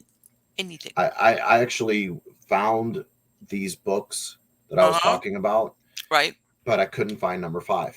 And I was like, okay, Okay. I need number 5. I can't. It's like, think of getting all of the Harry Potter volumes, but you have book 3 and 5 missing. And Right. while you're at it, they remove a few chapters out of those books. Why even bother? So, Right. I basically, I'm one of those. I'm very fickle. When it comes to a book, I will read. I will sit down and read that book. I will finish a book that took someone months. I'll finish it in a week. Actually, the way I am is I read 3 books at Right. the same time, and I make sure that I stop off at after 2 chapters. I mark it and I go to the next. And if I take notes or I highlight it, because I always got to have my highlighters Right. right here, and I go ahead and highlight it, it means I'm going to go back to this because I need to actually look into this a little bit more and do more Sure. research outside of what the book is offering. Right. But that's my life. So oftentimes, getting back to how this all got started, you have all these people, self-proclaimed demonologists, and Mm-hmm. I think this all got started back when it became very popular, Right. and to investigate, paranormal things. Sure. People, moms, pops, brothers, sisters, friends started getting together and investigating. Now, mind you, I was investigating long before this got on TV. I Right. was, I was doing this on my own. I got Mm-hmm. involved with a team because they were actually involved with TAPS. Okay. and I knew Taps, because of their show, Ghost Hunters, Mhm. and I wanted to learn, and I joined a team. Okay. It was then that all the other shows started, one by one by one by one, Sure. popping up, and then the word demon came out. Demonologist, Mhm. priest, exorcism. And I was like, okay, so the approach that people took, let's face facts. If you really want to talk to somebody, anybody Right. that knows what they're talking about when it comes to the paranormal, you would reach out to Hans Holzer. He was a Right. parapsychologist. He was a professor. The man he was well trained. He Mhm. had a degree. You go Right. to a parapsychologist. Right. Now, if you go to a parapsychologist and they choose to investigate your case, you just lucked out. But now, all of a sudden, everybody and their mother is a paranormal investigator. Oh, of course. You Yes. take that same approach and apply it to something that's theological, like demonology, exorcisms, and people will be like, that's what's the problem? Why can't I call myself a demonologist? I'll tell you why. I'll tell you why. And I've already, given you Sure. some of my Mhm. experiences, but I'll tell you why. If someone's looking for a demonologist and you have someone on your team that claims to be a demonologist, but they really don't know, they've maybe read half a book or one book on demonology, Right. and you say, well, this sounds demonic, and you don't even know what you're looking for when it comes to anything demonic, Exactly. and you send that person in that has no formal training whatsoever from the Oh, church, you yeah. just made things a lot worse for that individual. Absolutely. And you also placed your team and in danger, Sure. because you don't know what you're messing with. You're messing with angels, fallen angels. Yes, we call Mhm. them demons, whatever, but Right. let's face facts. Just because they're fallen doesn't stop them from being what they were, angels. They Right. still are angels that existed long before mankind was created. I want you Exactly. to think about that for a second, Marlene.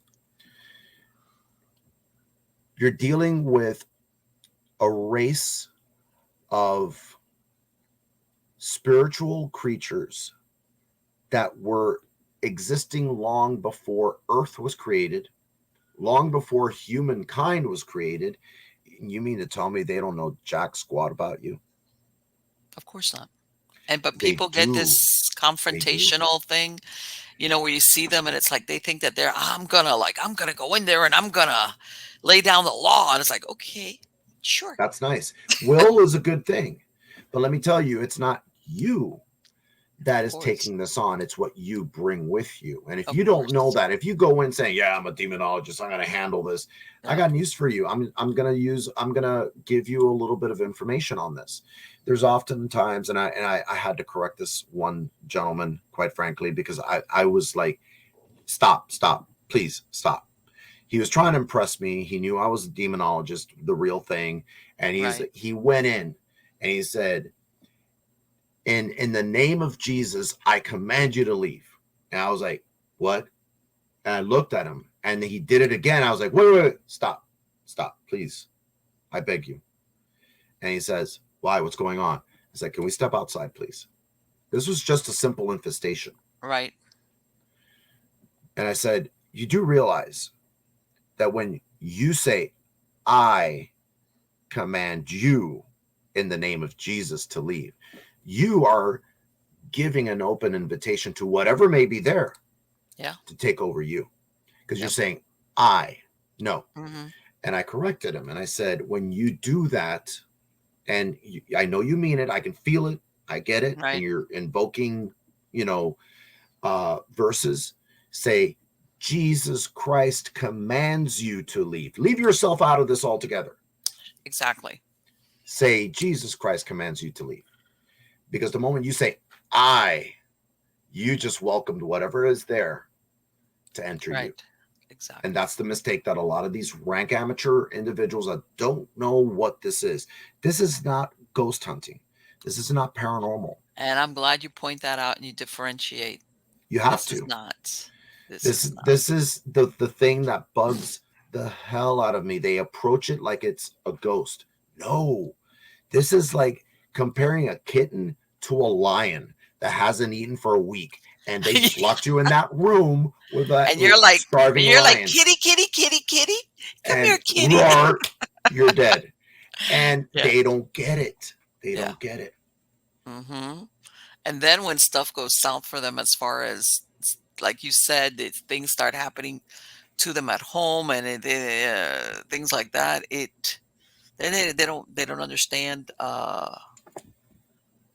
Um, what how did that happen? It's like, well, you just said, come on down. I'm ready to go with you toe to toe. And sometimes people, they're not ready for that. At least they don't understand what You it is, can't what they're approach that. dealing with. Look, there's one way. It, Marlene, right now you go to the doctor, and Hmm. you've had these headaches that you can't get rid of for 2 weeks. Right. Which doctor are you going to go to? Are you going to go to your medical doctor, or are you going to hope your medical doctor sends you to a neurologist Right. or a proctologist? Let's put it this way: you go to a proctologist, you need to get a new a new main doctor. It's like, That's the point I'm trying to make. If, God forbid, you have a tumor and it's causing you these headaches, and they sure, send you to a proctologist, we got problems, sure, of course. because a proctologist is going to basically handle your It's gonna be behind. like, yeah, it's like, what the how? So you're here to Exactly. see me, but you got a headache? It's like, It, it's not a butt ache, it's a headache. But exactly, okay, why am I here again? exactly. And people don't realize. So I've seen way too much of this over the years. And recently I noticed someone that they're not even from here, but just because they were on a show, all of Hmm. a sudden they're a demonologist. I'm like, wait a minute, you've been a paranormal investigator this whole time, and now because you're on one show, Yes. you're a demonologist. I'm like, okay. Hmm. I find that fascinating. And mind you, I've been doing this for well over 30 years. How did you become a demonologist overnight?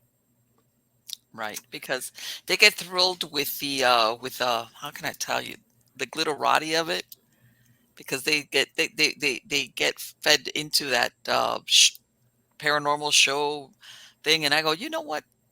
Some of these shows, basically, they're produced, for entertainment purposes. Yes. They sometimes they you don't see the how can I say it, the reality of what s- might happen in some of these cases if there's a legitimate haunting. Okay, Yeah. sometimes even after they leave, that it makes it look like everything was taken care of. Not necessarily. It's just that they don't want to revisit it because you know they need to produce something that's 45 minutes worth of entertainment, and have it have some type of conclusion. And some people think that it's like that. And how can I say that they're going to be part of the show, but in real life, where everything gets resolved somehow. And then when things visit them at home, then they're like, wait a minute, I didn't see this part in that TV show. where, where did this come in from? You know, and to this individual, he seems like a nice guy. Hmm. But while Poppy's been gone, and I'm back Hmm. and forth in Utah, Right. Miami, and Utah, he's taken over the landscape of Florida. He's become Mr. Popular paranormal investigator. Now, all of a sudden, demonologist. Okay. But Poppy's home now, and Uh-huh. we'll see. I'm not looking for a fight. I'm not looking for any Would you care to confrontation. name this person, or No, shall he remain like Voldemort, unnamed? Or no. okay. He of whom we shall not speak of right now, because Right. I'm not about the drama. But Okay. if I do come across this person while I'm here, Okay. we're gonna have a few words, and it's not gonna be like, "Hey, man, let's step outside." No, no, no, nothing like that. I'm a very peaceful individual, but I'm Okay. very upfront. Okay. And if I speak to you about Mhm. something I know about, Okay. you better be able to come back at me with some of that knowledge you now claim, Right. this thunder you're stealing wrongfully, calling yourself something you're not. You better be able to back it up. Right. Well, because of course, to the layperson, you say certain things and you sound knowledgeable, but I guess to you, you're going to be like, wait a minute, hold it, hold it. What is that? It's going to take a minute for me to pull back the Cuban in me, but Sure. I can do it. I've been Uh, Americanized. I was born and raised here 53 years, and it is what it is. I put my time in. Now, it doesn't mean that I'm an expert. No, no, no. right. In fact, that's another thing I hate nowadays, that the shows actually put out their paranormal expert. I'm like, de Uh, cuando? Since when? exactly. And even John Zaffis, which I consider to be an expert, he will tell you, I never want to be called a paranormal expert. And he's been Right. doing this for over 50 And I years. tell everybody, because you'll have people I say, look, you can read all the books you want, you can watch all the shows you want, whatever. Field work is field work is field work. Nothing will ever replace field work, which means you're going to go on investigations that are boring, Oh, that yeah. you're going to be like, or nothing's Mhm. there, or, but that can never replace. I don't care how many books you read, how many TV shows you look at. Field work is really where you learn it, and that takes time. It takes time. There's no shortcut to field work. I mean, if But you're really there's always serious about it. shortcuts. Come Oh, on, well. Marlene. You Well, know what I yeah, mean? We're you talking can about people that, you can what? say people. I mean, but yes, and see, this is the thing that I don't understand, especially somebody that's saying they're the demonologist. How do they handle when they get to a case that it truly is dark and malevolent and sinister, and you've got a full blown either demonic infestation, whether it's obsession, oppression, even if it's not outright possession, or you've got at least influence. Yeah, Okay, yeah. whichever way you look at it, how do they handle that? It's all of a sudden you're not an expert anymore. No, that's the problem. They get in. It's like they just stepped into dino poop, and they're way above their head, and they're Yeah. trying to get out of that dino poop as quickly as possible, because they're like, what the hell was I thinking when I said that? They weren't. They Okay. got blinded by the glitz and glamour of, oh my god, my 15 minutes of fame on a show. And I'm like, okay, you want 15 minutes of fame on a show? Hmm. I put 3.5 hours in for a haunting. Okay, Hmm. this is, oh, I'd say 7 years back, something like that. Right. And I was like, oh yeah, this is awesome, I'm finally going to be on a TV show. Wasn't looking for it, just Right. happened. Got on the show, and I put 3.5 hours in of interview and questions and blah blah blah. You know how long I was on there? 15 minutes. 7 seconds. Okay, it's overshot it. Sorry. Yeah, Uh, boy, did you overshoot it. Because a minute I would have been happy with. Now, mind you, 7 seconds out of three and a yes. half hours of taping, Yes. and Yes. I'm thinking to myself, okay, so who are they gonna pick for my recreation? And I was like, what is that? So they picked this really small dude, Okay. skinny. Okay, All I mean right. like a twig. He had a crown of hair going around his head, how a full on beard. Okay, not even Okay. my tea. Okay, he had a Okay. full on beard, and he was like, Lucy, I think this is demonic, and we have to leave now. We must evacuate this area right now. He sounded like Ricky Ricardo. And I I'm thinking to love it. myself, Love it, Lucy. what in the hell? What is that bicharraco that actually they Right. pulled out of a garbage can to play me? Doesn't look Oh, anything like me. this was your stand-in. This is who This you was this was the actor they picked to recreate me, and I'm like, wait a minute. How did I wait a end up minute. looking like that? I told the producer, pick Vin Diesel. I know I don't look like Vin Diesel, but at But man, least yeah, come on, man. They right, picked this. I'm 5'10". right. They put some 5'3" dude. It's so funny. Chronicle. I wanted to feed him Cuban food because he looked like he hadn't eaten in weeks, Yeah, it's like, and he looked nothing like me. And he had this Ricky Ricardo accent, and it ticked me off. I right. was like, I'm embarrassed now. All of a sudden, I was privileged Uh-huh. to be picked for a show. Late 2021 into 2022, did filming for it, 6 episodes. Right. It'll be released later on this year, and Okay. I'm happy to say that the guy they picked to play me, Did they do better? the guy looks like someone that you would see in Sons of Anarchy. Oh, okay. Yeah, he's got the beard going. He's like, All right. I was Okay. like, okay, I like this guy better Yeah. than this, I don't Yeah. know. It looked like a buzzard that they dressed up and And he's said, like, "This is man, Rich come on. Valdez." I'm like, "No, that's not Rich Valdez, No, even on a bad day." right. He's like, So, what? but the There was a representation is poor important. casting there, huh? They were God, the scraping the casting bottom of is the barrel. horrible. Boy, no, they went underneath the barrel. Hey, we're on a budget. We need some. This is. Hey, dude, the budget doesn't get any. But that's it. That's the best the budget can do. Sorry. It was bad. It was bad. And look, I get it. You get the glitz and glamour. You get the Right. the people paying more attention to you when all of a sudden they see your face for 7 seconds on a show, and they Uh see your huh. other teammates too, and then all of a sudden you're being asked to be on TV or not TV, but you know Right. podcasts and interviews, and you're asked to go to this event and this convention, and it happened. That's Right. fine, but this is going to be on a much larger scale when it happens. I don't know Mm-hmm. what to expect. And I'm like Right. terrified because I'm a very private, very keep to myself kind of individual. And in fact, I've actually taken the advice of the producer. If you have a lot of friends on your, social media platform, I'm not going to Right. name it. Start removing the ones that you really don't know, because those are the ones that usually start drama. So I went from 848 down to 560 something Boy, you since did away last with a year. lot of people. Oh, hell yeah. I didn't even know who they were. I'm like, how did you get on my page? Who are you? It What are you? happens. Where do you live? They live Exactly. in Taiwan. They live in Yes. Yeah. All of a Brazil. sudden, whenever you look at something, it's like, wait a minute, who is this person? Yeah, I know what you mean. Exactly. Yeah. That is so funny. But Rich, let me tell you something. So when is this show going to be out? You this year? So I this can't say sometime? exactly when. It'll be towards the end of the year. I can say Okay. that. All right. And it's got a few people that Okay. people one of them that's got a good cast. Okay. I'm happy to say that I'm happy with the cast that they got together.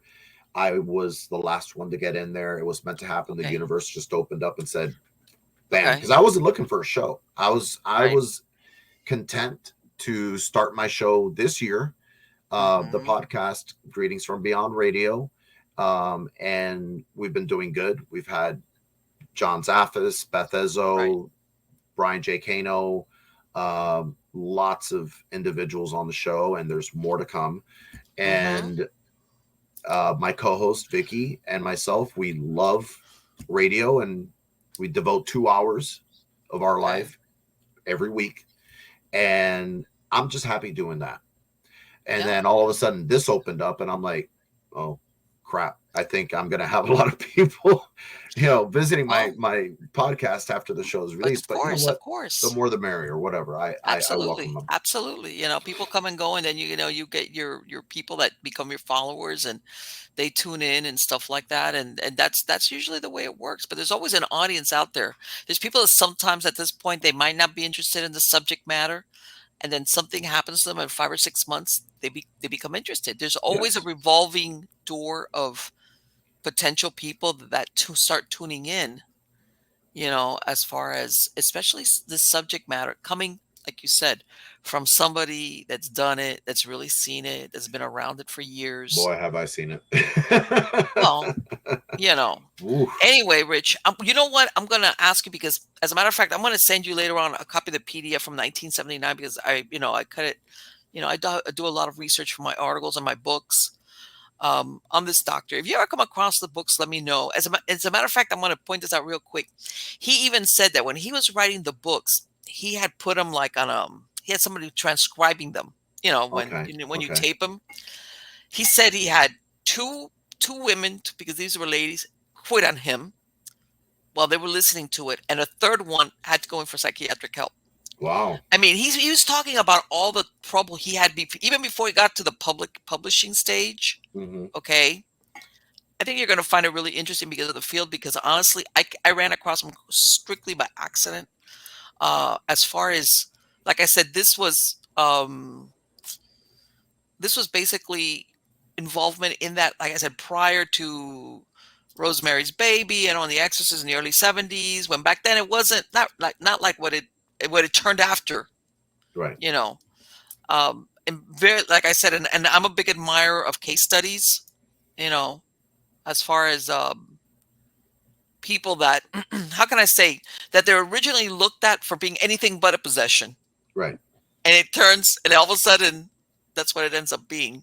There's a gentleman that I actually saw his interview. I got to find out his name. It escapes me right Mm-hmm. now. I saw it 4 years ago. It fascinated me because he's an actual psychiatrist, Yes. and he worked for 30 years in psychiatry, and he worked in a mentally insane in Mm-hmm. prison. Oh boy.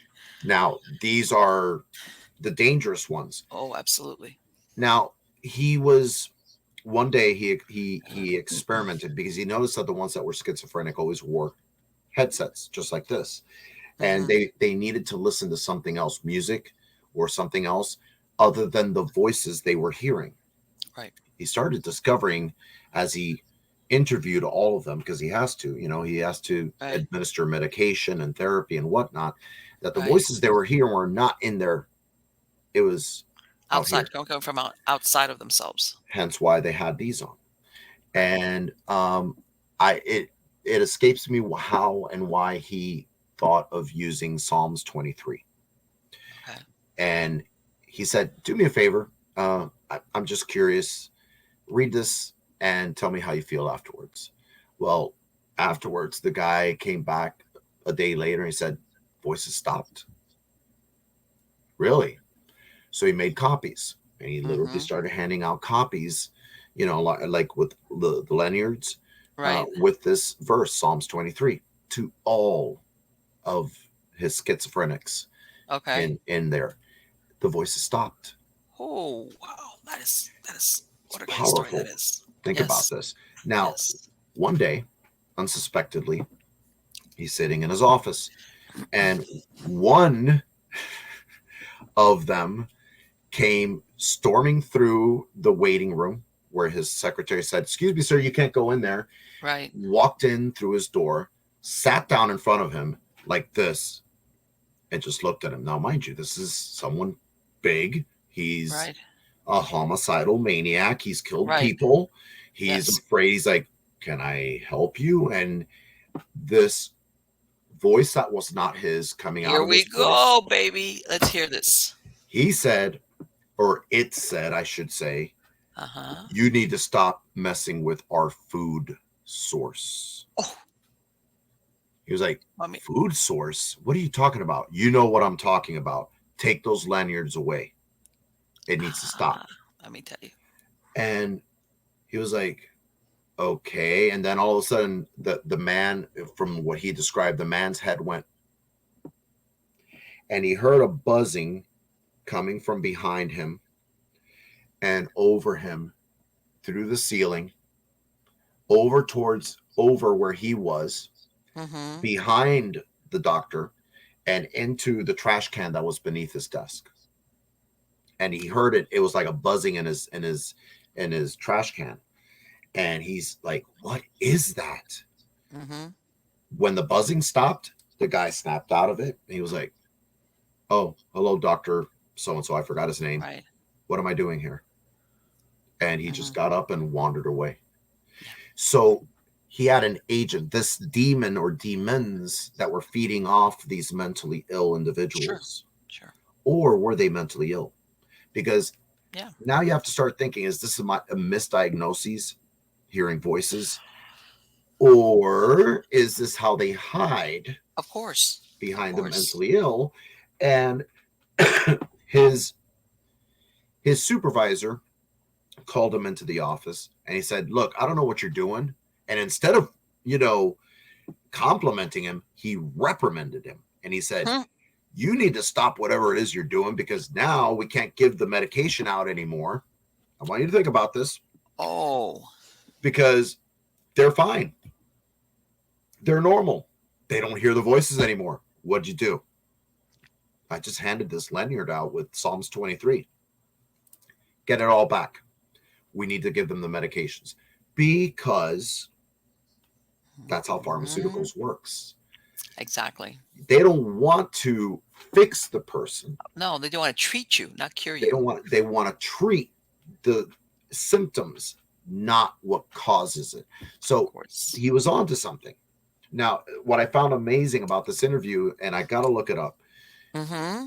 he claimed up and down that he he never said the word demon.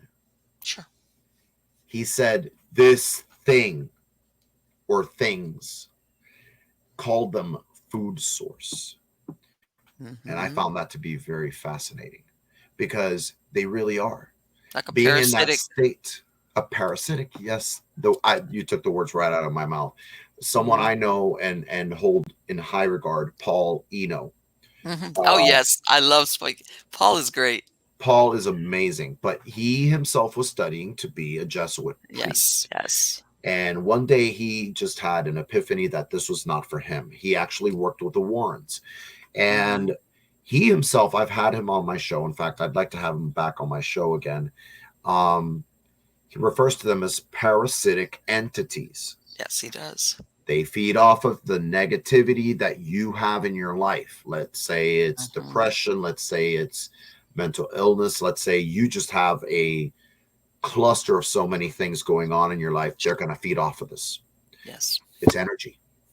They need Yes. it. You're a food source, Yes. much like what this gentleman had to go through Well, being accused of. let me tell you something, Paulino. I'm sure. I don't know if you've spoken when you've spoken to him. He tells you about that first case that he was on. This was when he was still in the seminary. Yes. Prior The that he cat? basic the one that he saw that was a little girl that Yes. he was asked to. I mean, the house was full of people, and he actually saw levitation of objects and stuff like that. And this was, basically he ended up there like tell He was he with the was Warrens at the time. right. Yes. He went there and he said he saw stuff that even then it was like I can't disbelieve what my Yeah. eyes are seeing, Yeah. kind of deal. And then of course later on, he whatever he was involved with. But yeah, yeah, I love speaking to Paul. But let Paul's me, amazing. and I'm going to tell you because of some of the work I've done before, and I'm not talking about the paranormal stuff. I know exactly what that guy's talking about. I have looked into a person's eyes where there's a vacancy there. There's it's hard to Don't look too explain. much into their eyes though, because No, I know. that's one way. Well, I was in a situation where I had to like when you meet somebody. This and it wasn't. There wasn't a paranormal. It wasn't a paranormal kind of scenario. It wasn't a paranormal investigation or anything like that. And you you you look and then you meet somebody and you look in their eyes and you're like, oh boy, oh, and it's very hard to describe, but there is something missing. How's that? I don't Mm-hmm. know how to, but it'll like what that gentleman was talking about when this person came Walked in, in. Yeah. walked in. I've seen that more than once, so I know exactly what they're talking about. And there's a difference. How's this? There's a difference between a look of a crazy person and that. Yeah. There is. There is. Vacancy. There's There's a a vacant. vacancy there. There's a Yeah. There's a vacancy there. vacancy sign up. Yep. Yeah. Like a human vacancy. Like it's like oh, and I'll tell you what. And there's something in the human body, which by the way, we are the best instruments. Forget any of these other instruments. If you attenuate your body, there's something in your body that goes, oh, like, anti-life, anti-matter, there's a part of you that goes, like vibrates like, holy crap. Yeah. Oh, Yeah. I need to like get,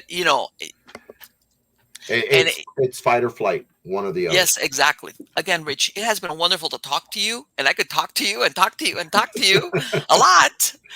But I'm hoping that you're going to come back. I'm going to send you that PDF, and if you ever run across those books, I would love it. Of Okay, course. because I'm always searching for it, and once my article publishes, then I'll send you a copy of it. But that one that was where the guy in 1979 says, "Look, I don't even want to talk about it because a bunch of stuff happened to this poor man who was trying to publish these books based on his case studies." And And little did he know. Yeah. little did he know his intentions were good. Again, it has been absolutely wonderful. Thank you. Besides the show, is there anything else that you've got coming up? What, by the way, for my podcast listeners, what's your website? Well, I really have no website right now, but if people want to follow me, the best way to follow me would be go to Greetings from Beyond Radio on YouTube. Okay. Subscribe there, and we have a show every Wednesday between 6 to 8 p.m. In Okay. fact, last this past Wednesday, we Mm-hmm. interviewed Yvonne Mason, who Okay. wrote Silent Screams, and we were Okay. talking about Gerard Schaefer, the Sh- serial killer here in Florida back in Yes, the early absolutely. 70s. Yes. And let me tell you something, that is, I will always say this, I'm not scared of the dead. I'm more scared of the living, Mhm. because that man, and you know what, that thing, what he did, Yes. destroying those families by killing and torturing these Yes. girls, is horrible. That in itself is Well, you know what? demonic. I've been out there, the so-called devil tree out there in Port St. There's Lucie. many devil's trees. Yeah, He there's used a lot of them. well, because back then when he was running around, that used to be very desolate, and his thing was torture. He Yes, wasn't into and they have a bunch of even though, he was done away, they killed him in prison. There's a lot of cold cases where they think he was a culprit, but of course, unless they get a DNA match, and that's the thing people don't realize, especially these cases that are dating from the 70s and the 80s. they didn't If have DNA if matches back then. if even if every once in a while somebody will open a box and go, "Hey, it's the evidence from the case of 1979," and hopefully maybe they packaged it, and and I'm sure they have DNA from him. I'm positive of it. Well, DNA from him, but DNA really from the victims? Not really. Yeah, That's sometimes see. This is the thing, and because that's one of my other passions, is that they've gotten so good at the DNA, that stuff that maybe a few years ago they would say we cannot get anything off of this, nothing. They've been able sometimes to scrape, but the point is that though a lot of the stuff was chucked out, these old yeah, cases, yeah. they become old, and they say, "Hey, no, forget it." And they still think that a lot of these cold cases from around that time period were the handiwork of Schaefer. Schaefer, Yvonne believes that Schaefer actually got started in his teenage years in Georgia. Yes. And when they made their trek, with the family to Florida, Fort Hmm. Lauderdale to be exact, he continued. And that is scary, because that means Yeah. that between Georgia and Florida, which they're right there, Sure. he killed a lot of people. Now he only got convicted for two, Sure. but they claimed 35, but now Yes. they're saying there could have been even more. Sure. So I I think that show was an eye opener for me, and I was actually horrified doing research for that one particular show over Schaefer to begin with, because the things he did. I mean, Have you ever seen some of his paintings? yes, unfortunately, and we They're didn't real. post that. They I don't they're want to they're they're post it. they're pretty graphic. They're pretty horrible when Extremely you look at graphic, that. It and he if I, did do it. He oh did no, it. well of He, course, but I'm saying when you look at this man, but yeah, he just without knowing the particulars of his childhood per se, was he I do. produced? Was he born this way? I mean, they talk about his teenage years when he was doing that pseudo rape with a girlfriend Yeah. and tying up, and that I think I believe I can't remember if maybe his dad had a problem with alcohol. Yes, his You father was an know, alcoholic. He was one of the. I think he was a salesman. right? So he was barely ever home. He was always traveling throughout the Yeah, states. but He was born in Wisconsin, right. and they Okay. made their way down to Georgia, and then eventually to Florida. But what I found to be very fascinating was the what seemed to be inappropriate relations he had with his mother. Really. And yeah, I mean, it's not out of the scope of reality of seeing children at older ages Hmm. sleeping in bed with mom, Yeah. but till you're what, 14 years old, that's Now kind of, most boys are like, hell no. yeah. But I think it kind of looked like the same background for Norman Bates from Psycho, Yes. where he was very close with his mother, and in fact kept her Right. dead body up in the attic, and he Right. took on the persona when she died of the Which was mother. based on Ed Gein, which is that same Yes, thing, that mom thing, and that he was digging up there's all these always something. corpses. That's like so gross. I mean, oh, It's always something. That you can always find that correlation with every single serial killer. And Yeah, I often wonder, is this outside influence? of course it Could is. be. It That's could my very well theory. be. Yeah, I'm not gonna say it's the only thing, but how's this? Sometimes the outside influence can only it only has to be a whisper. When somebody that's it. that's it. All it has to be is a little Yeah. whisper, the little push, a little okay, for then it's like a catalyst Yes. with what comes afterwards. It hasn't, in other words, it doesn't have to be dramatic, but it could be that one little push, that one little whisper, that one little, and then it takes off from there. But that And then also insinuates, and I'm also forced to believe this, that this individual had the chemical makeup for this. oh, And sure. what better situation for something demonic and human to know this Mhm. about you and do that? That's all they need Sure. to do. All right. I mean, we And could go into family oh yeah, curses, generational curses, bloodlines, whatever. Or okay, again, genetics. A lot of people will tell you, predisposition. That doesn't mean the gene is going to get expressed. But if you are brought up in that environment, like you say, where there's alcoholism by a parent, maybe inappropriate, God knows. I mean, that's like the perfect ground to yes. produce a Gerard Schaefer. Yes, it's a perfect Okay. storm for anything and everything like that to happen. It's been insinuated. There's nothing to confirm that this Right. happened, but it just seemed a little bit too weird for me. And in And you know what's fact, really funny? all That the he wanted to evidence. become a priest. It's like, Yes, I found that out last night. I was like, what? And the and they church turned him actually away. they turned him away. They were like, oh hell no, nah. We got No, no, enough no, no. issues Wait, wait. right now. No, Yeah, we need priests, but not this bad. No. no, no, no, no, no, no. And Yeah, I'm glad they turned him down because sure. could you imagine? Oh And my what's really funny goodness. was when you look at him, especially when he was young, he had that very clean cut all American look. Yeah.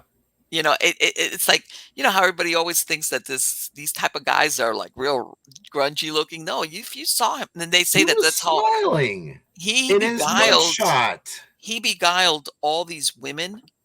Um, Basically Whores. because of his appearance, because he looked so wholesome. He considered them whores.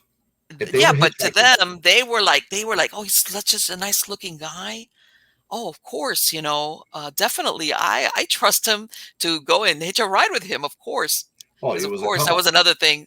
That well, yeah. Besides being a cop, in 1970s, also that was when hitchhiking was like, hey, it's like you look back and it's like, are they crazy? But back then it was the norm, I wouldn't even to hitchhike now. And I of can course, defend myself, but of course, yeah. It's like so many things can go wrong. yeah, Believe me. Again, definitely. Rich, it has been absolutely wonderful to speak to you, and I will be sending you that, and hopefully you will come back and we'll talk some more. Definitely. Definitely. I loved being on your show. It has been absolutely wonderful. Take care and good luck to you. Thank you very much. Bye bye. Wow, this is such a great show. I hope you guys enjoyed it, as I did. Let me tell you, I love speaking to Rich, of course, like all my guests, because he's he's been around the block a few times, not once, not twice, but a few times. Okay, what he's describing is on the money, on the money. Okay, because see, besides doing the paranormal investigation, he's done the dark side of paranormal investigations. All right. And I've talked about this before for some people that get glamorized into what paranormal research is. There's a dark side to it. And you never know when you're going to step right into it. You might be thinking this is just a general run of the mill dead person, clumping up and down the stairs, and then come to find out. And you know what? It wouldn't be the first time also that um, some people just, when you talk to them, they uh, they lie. They lie about what's really going on in their house. They're saying, this is this and this is that, and then when you get there, you find out, and what? And then, you know, if you have a team there, like I said, hopefully whoever's the team leader knows enough to say, no, no, no, no, we've got to back out of this, you know, or we got to reconnoiter, or this is not what we thought. And like I said, there's no shame in retreat in situations like this, because in some cases, either for the safety of your team members, okay, and or just so that you will not make it worse if something like that's going on, because he was absolutely right. There's paranormal groups, not that they're bad groups, but if they really don't know, if they're out of their depth in something like this, they could make it worse. One of them could get an attack, or they could just make it worse, period, for the people that are there. And sometimes, how can I say this? Sometimes you have to back out in a way not to alarm the homeowners if and this is a big if they're not aware that something like this is going on. They might just think it's a regular, yeah, something's haunting, to tell them, no, you know what, something's here, but it's just not a regular ghost. There's something much worse going on. So sometimes you just can't blurt that out either. Sometimes people, other times they kind of know. They might have not said anything because they were afraid that they were going to have the group say, no, we can't go out there. But still, you got to feel your way out of it. But again, what he pointed out, he was absolutely true. There is, believe me, there is no upside to taking credit for knowing how to handle a situation like that type of investigation. There isn't. There isn't. People might want to say, yeah, because they're thinking, and I guarantee you, it's not like what you see in the shows. It's not.